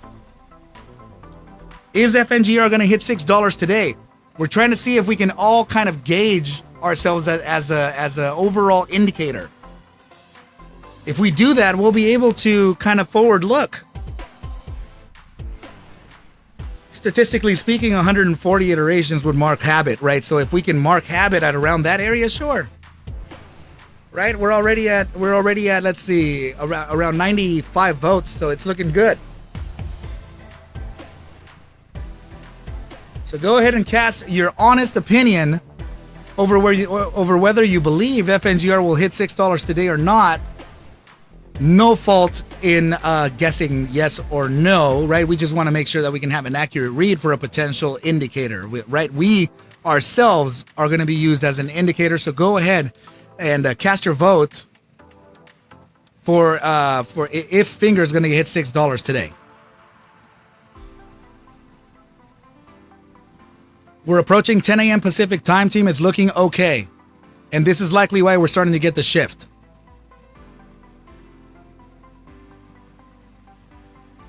Yeah. Let's see. So Finger will hit $6 already. Hit 590. It definitely hit 590 earlier today. So that was quite the impressive move.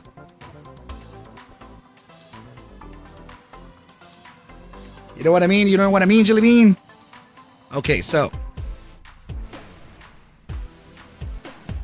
let's see.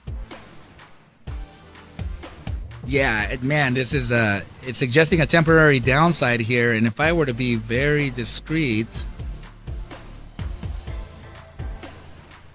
I would show. Is that serious? Yeah. I guess this would be it. Around 12:25, still at the SMA 54 hour would be my area for loading here. I don't know about the volatility going up. I'm not sure how violent it can be, right? But that's essentially that's the support.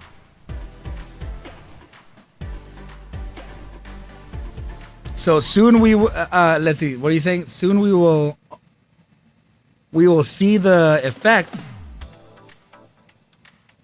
that Sebastian told us in 1 hour candles. A thing called the bullish engulfing. So Jupiter, the bullish engulfing is FNGR on the buy daily, right here. So this is a bullish engulfing. When your green body of the forward-looking candle, well, there we go.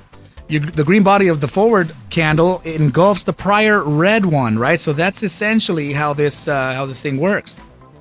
And it needs to close. It really needs to close in order for it to be validated as a bullish engulfing. The next validation would, of course, be the next green candle, right? There's no mathematical properties to it, though. We can't see. There's also no price objective or psychological price objective, right? So there's no way to see where a bullish engulfing can go. The only thing we can do is that on the buy daily chart, we can backtest the bullish engulfings, and then we could gain an average over just the bullish engulfings on what price action will do when we're there.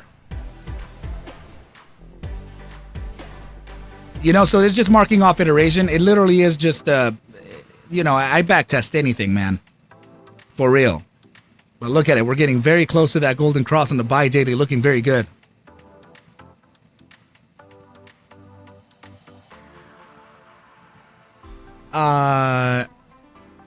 Sway? So you're saying, does anyone have information about Tony Twits? Who's that? FNGR 562 looking good.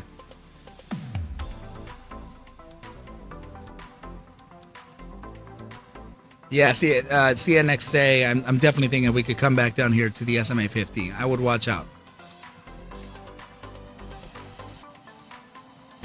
Let's take a look at it, bro.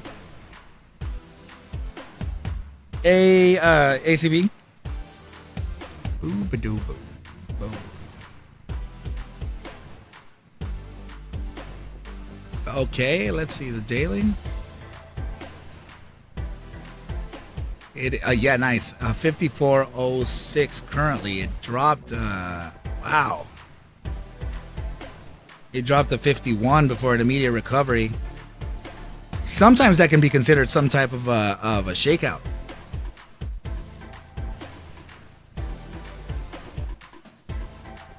What?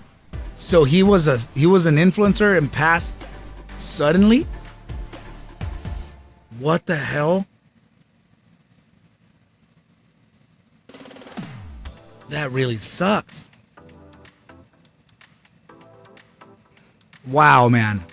I had no idea. I haven't even heard of him. But again, man, I don't like hearing stuff like that. That really sucks, brother. I hope the family's okay, man. Damn.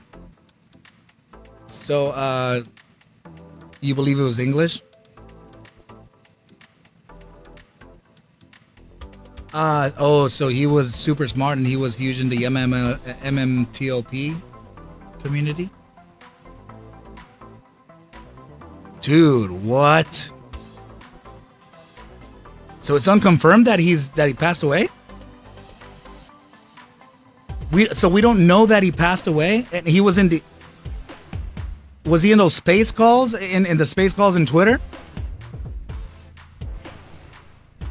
I don't recognize his name, but do you guys know if I've ever talked to him? Have you ever seen me talk to him?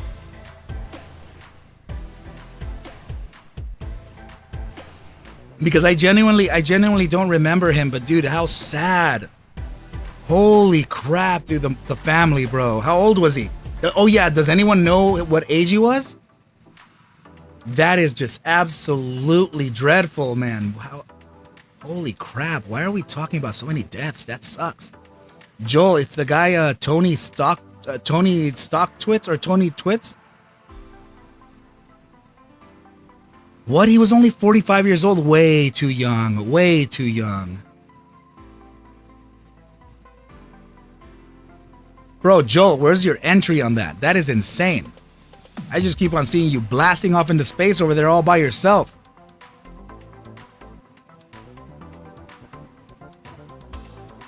That's incredibly crappy, man. I am so sad for the family. I am so sad for the family, man. 45 years old is way too young. Yogi 2012 saying, "Damn, Tony is great. Terrible loss if true." So we don't know that it's true yet. So Sway is saying, I'm sorry. So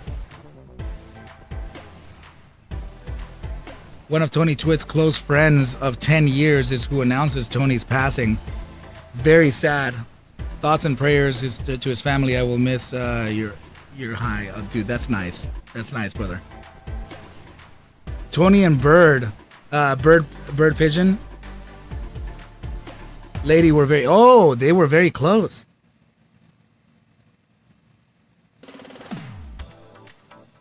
So he wanted so bad for MMTLP to be resolved. Damn, don't those things for MMTLP take like years to complete?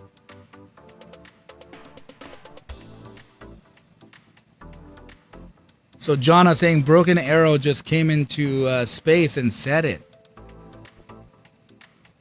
He was a decade plus long of. Oh wow. So they were friends for a long time. Origin, how you doing? So yeah, even John. Who the hell is that? John Berta saying he passed away too. So XX. Wow, no way. Tony Market moves. Rio Mello, super smart, honest. As the day is long. Yeah, I agree, dude. So you're saying that, okay, You think that he was from Northern California, sorry. Damn, dude.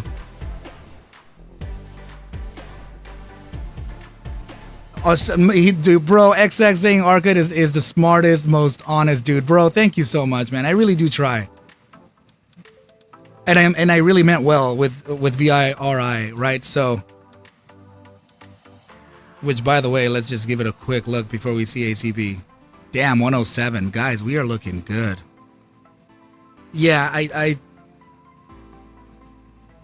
I know, I had to start off the video a little weird, right? That video that I put up for VIRI saying that that while it may seem impossible for or improbable for a type of recovery to happen, there could be some signals for that to be realized, right? So it was tough for me to release the video knowing that there were so many people losing.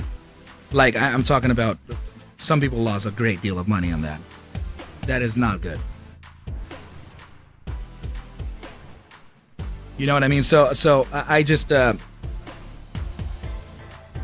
lots of people call me like a shill or something, right? So no. I am not a shill. And I also made a comparison in the video, like when like in the 1500s, when, just think of, is that when it was? I forgot when the bulb was introduced, right? So if you have my boy over there turning on the light bulb for the first time. Even in Tesla's time, right, when he put the light bulbs into the ground, with the conduction running underground, and he was able to put a bulb there in the dirt, right? So you would get this light to turn on. So people looked at him like he was some type of sorcerer, or if he was like some type of like evil, like he was Satan sent or something, right? Yeah, he definitely rocks.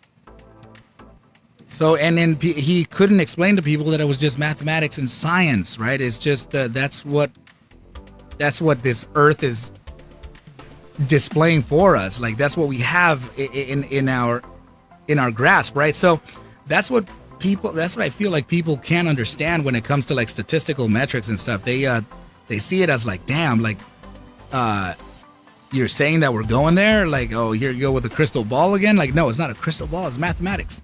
And their probabilities. So don't look at me like the sorcerer, right? I am not the sorcerer. So anyway, ticker symbol ACB, what's up? Daily time frame is looking okay, but I do have to say that this is still on a downside pivot. It looks corrective, which makes me feel that the 8-hour and maybe 6-hour is showing some upside. Right, so nothing and nothing. Wow, so this could be a false signal. 30-minute upside, hourly time frame upside. Bi-hourly still not getting it.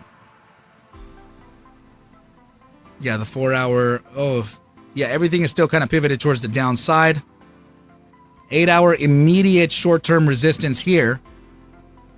So that, I mean, if we're looking at this on the 8-hour time frame, I can clean, like, just tell you that it would be to this candle opening here, and it would be a range. So let's just go ahead and put that there as the type of resistance. There we go. To the bottom side of to the opening of that green candle here, 53.51 to 53.65 could be a resistance here before we can pull back even more. So I wouldn't trust the price action on this just yet. It looks like we're printing a pretty bullish formation, but I think it's a bull trap. Jupiter saying Arca, aka Gandalf. Statistical probability, not deviation. Not divination.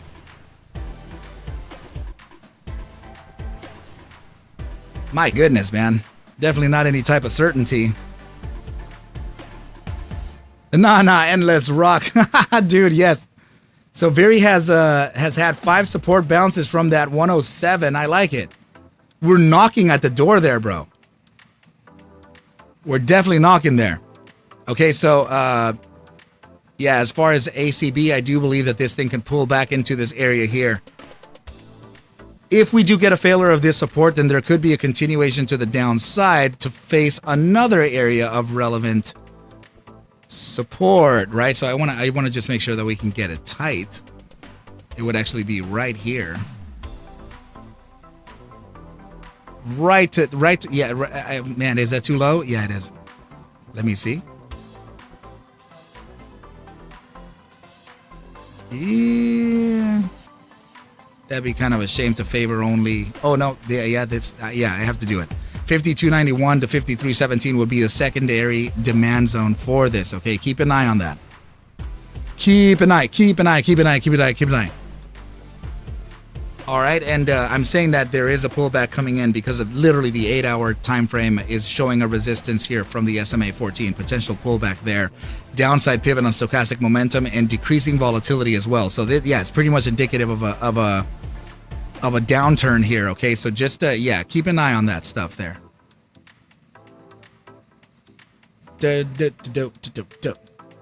Let's see. Okay, so Joel, I'm down to look at it, bro. Let me see.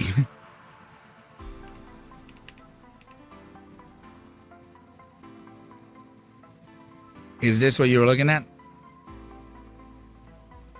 Okay. So 178 to about 193. That's not a bad move. Another thing you should notice here, 6 hours, 52 minutes to close a bullish engulfing here on the 8-hour. That's bullish. Currently, the 8-hour is converting the EMA 7, the EMA 9, and the SMA 10 into a valid support. So that's good. Yeah, there are several things to kind of look at here, right? So first of all,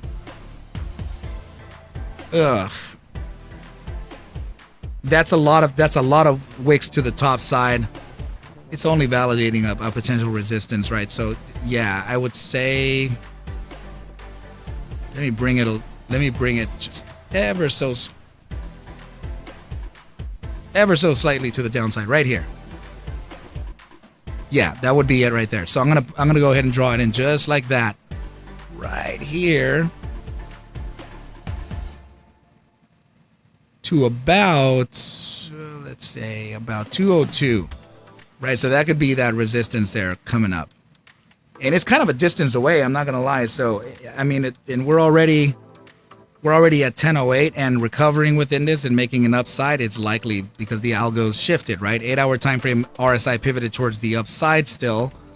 There is actually outbound cash, which is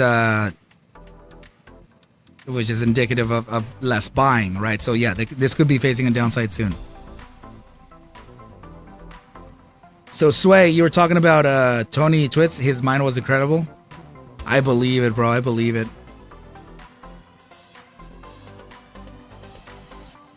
So GRRR to pass the $2 zone. Yeah, you need to get over a few targets first.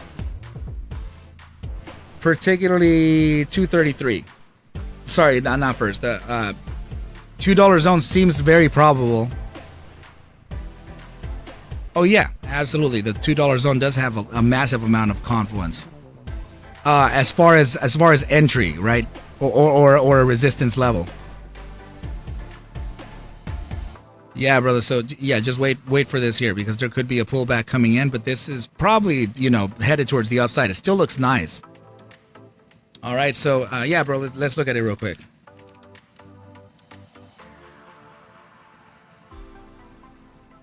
Nice, man. 8-hour time frame conversion of the SMA 50 into support. Massive moonshot here. We're absolutely vertical, man, on that EMA 7 and 3 of the stochastic momentum and just maxed out volatility. That is crazy. Holy crap. Let me see the daily. Daily looking super powerful down here. Look at this. Upside pivot on the SMA 14 and EMA 3. Expanding volatility. Upside pivot on that RSI. Yeah, this is great. Let me see the 30-minute. Upside pivot on the 30-minute. Damn. Hourly upside pivot with increasing volatility. Oh my goodness, buy hourly ready with increasing volatility. 3 hour time frame, also upside and upside. Damn. All right, so dude. Damn it, man. Good call on this PBTS play. I would have to say that this is highly likely continuing to the upside. Very, very likely. And freaking hell. What is the resistance here? Okay, so the relevant resistance, I mean, let me see the... Oh, my averages are not even really... Where the hell's my 200? Oh, there it is. Way up there. Damn. Okay. Yeah, the 3 hour makes a little more sense. Yeah, right here. At about 45.74, we're looking at some resistance here. And it's going to be a pretty tough resistance, but it's not the end of the world. 40.16 to 45.43 could be the overall resistance, including the 3 hour SMA 200. Okay, so keep an eye on that. I think there could be a pretty good move to the upside here, and you could definitely benefit from it, man. Good job, good job. Ticker symbol AMC, look at that. It's up $3.50 now. Oh man, 109 again on Viri. That is incredible. Let's see here. FNGR 560. It had just gone. Oh, nice. Yeah, man. This is a... I hope that this could be the whole validation process, man. This takes some time to break out. I have to say it. Oh, yeah, we were looking at this in the 4 hour. Look. We're looking at it. We're looking at a pretty nice support touch right there. And it's pretty confluent. CRKN.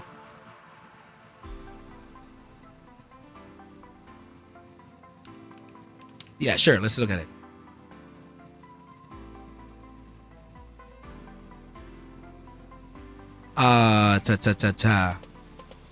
Okay, so we ended up reaching the areas of resistance or take profit here. Pretty nicely, too. Okay, downside pivot on the 3 hour, downside pivot on the 3 hour RSI and increasing volatility. Let me see the daily real quick. Okay. Several ladder attacks there. That's good. And one huge descending broadening wedge. Okay. All right. So, yeah, let's look at the immediate short-term time frame to see if we have an edge over this trade. 30 minutes is kind of capitulating here. I wonder what happened. Crown Electrokinetics to trade on one. On one for... Oh, it's a 1 for 60 reverse stock split. Basis Tuesday. Oh, my goodness. This is crazy. Guys, watch out for this because this may continue to the downside even still. Oh, man. You know it's never any good when there's an announcement for a reverse split.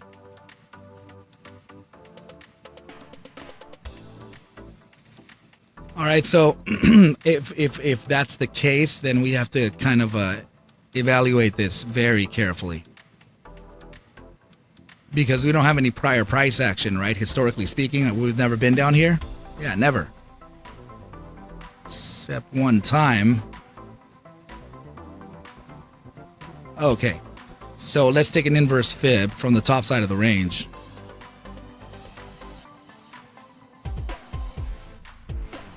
Yep. Okay, so look at the bounce that we got. At the 0450, you're looking at 0450 at the knot at the 2 spot 618. Perfect geometric bounce.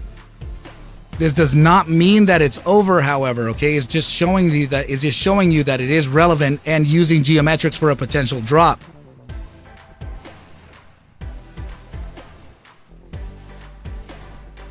On Steve, on which one? Jeez, man. If I were to put a guess here, I think this is just going to be reaccumulating again for another drop. The next drop you could expect between the 0409 and 0389. So careful there. All right, team, it's looking good with our votes. We have about 108 votes. Cast your vote now for Will Finger hit $6 today or no. Yeah, if that's the case. Look, we're at 564 right now. We're practicing the breakout pretty nicely.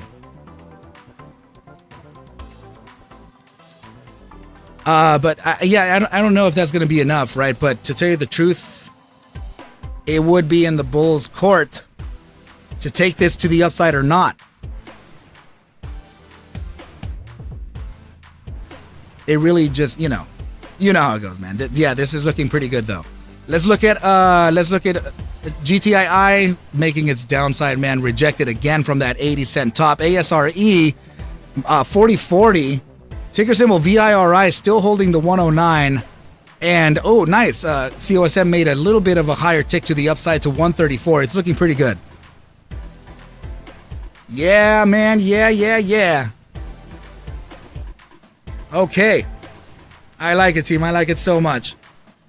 So I did get the request to put together like an AMC thread, right? So I know that I actually have the I'm just gonna put this here for now because that's how I'm gonna be reminded of it. Using the RS. Oh man, these are old RSIs. Jeez, I haven't looked at this in a minute. AGBI finding the bounce. Very cool stuff. All right, team. So, you know what? Let's go ahead and start wrapping this up. I need to go ahead and get my little boy awake, chilling and drilling. I should be releasing some videos tonight, team, regarding Veri, FNGR, AMC, ASRE. Okay, so yeah, I should be, it's going to be kind of busy. Maybe, oh yeah, and COSM too, damn. Okay, all right. But yeah, team, I really appreciate everybody for coming by. My moderators, thank you so much for everything you do. Thank you very much for the donations. All right, you guys, J-Pong, good to see you here. Daryl, always good to see you. Wen43, Sway, good to see you too. Joel, Origin, love you, man. XX, love you too, brother. Sebastian, I'm going to catch you guys soon. And Zephram, love you, bud. All right, guys, so remember one thing only, all right, you guys? I caught you! Oh, my goodness, man. So take whatever I do show and iterate within these videos as just a form of entertainment, as I cannot suggest for you to buy, sell, or hold any assets whatsoever. I need you to do your own due diligence and everything will be cool. But with that said, I wish you well a very, very good rest of your day, and I will catch you at the bell mañana. Adios, team. Peace.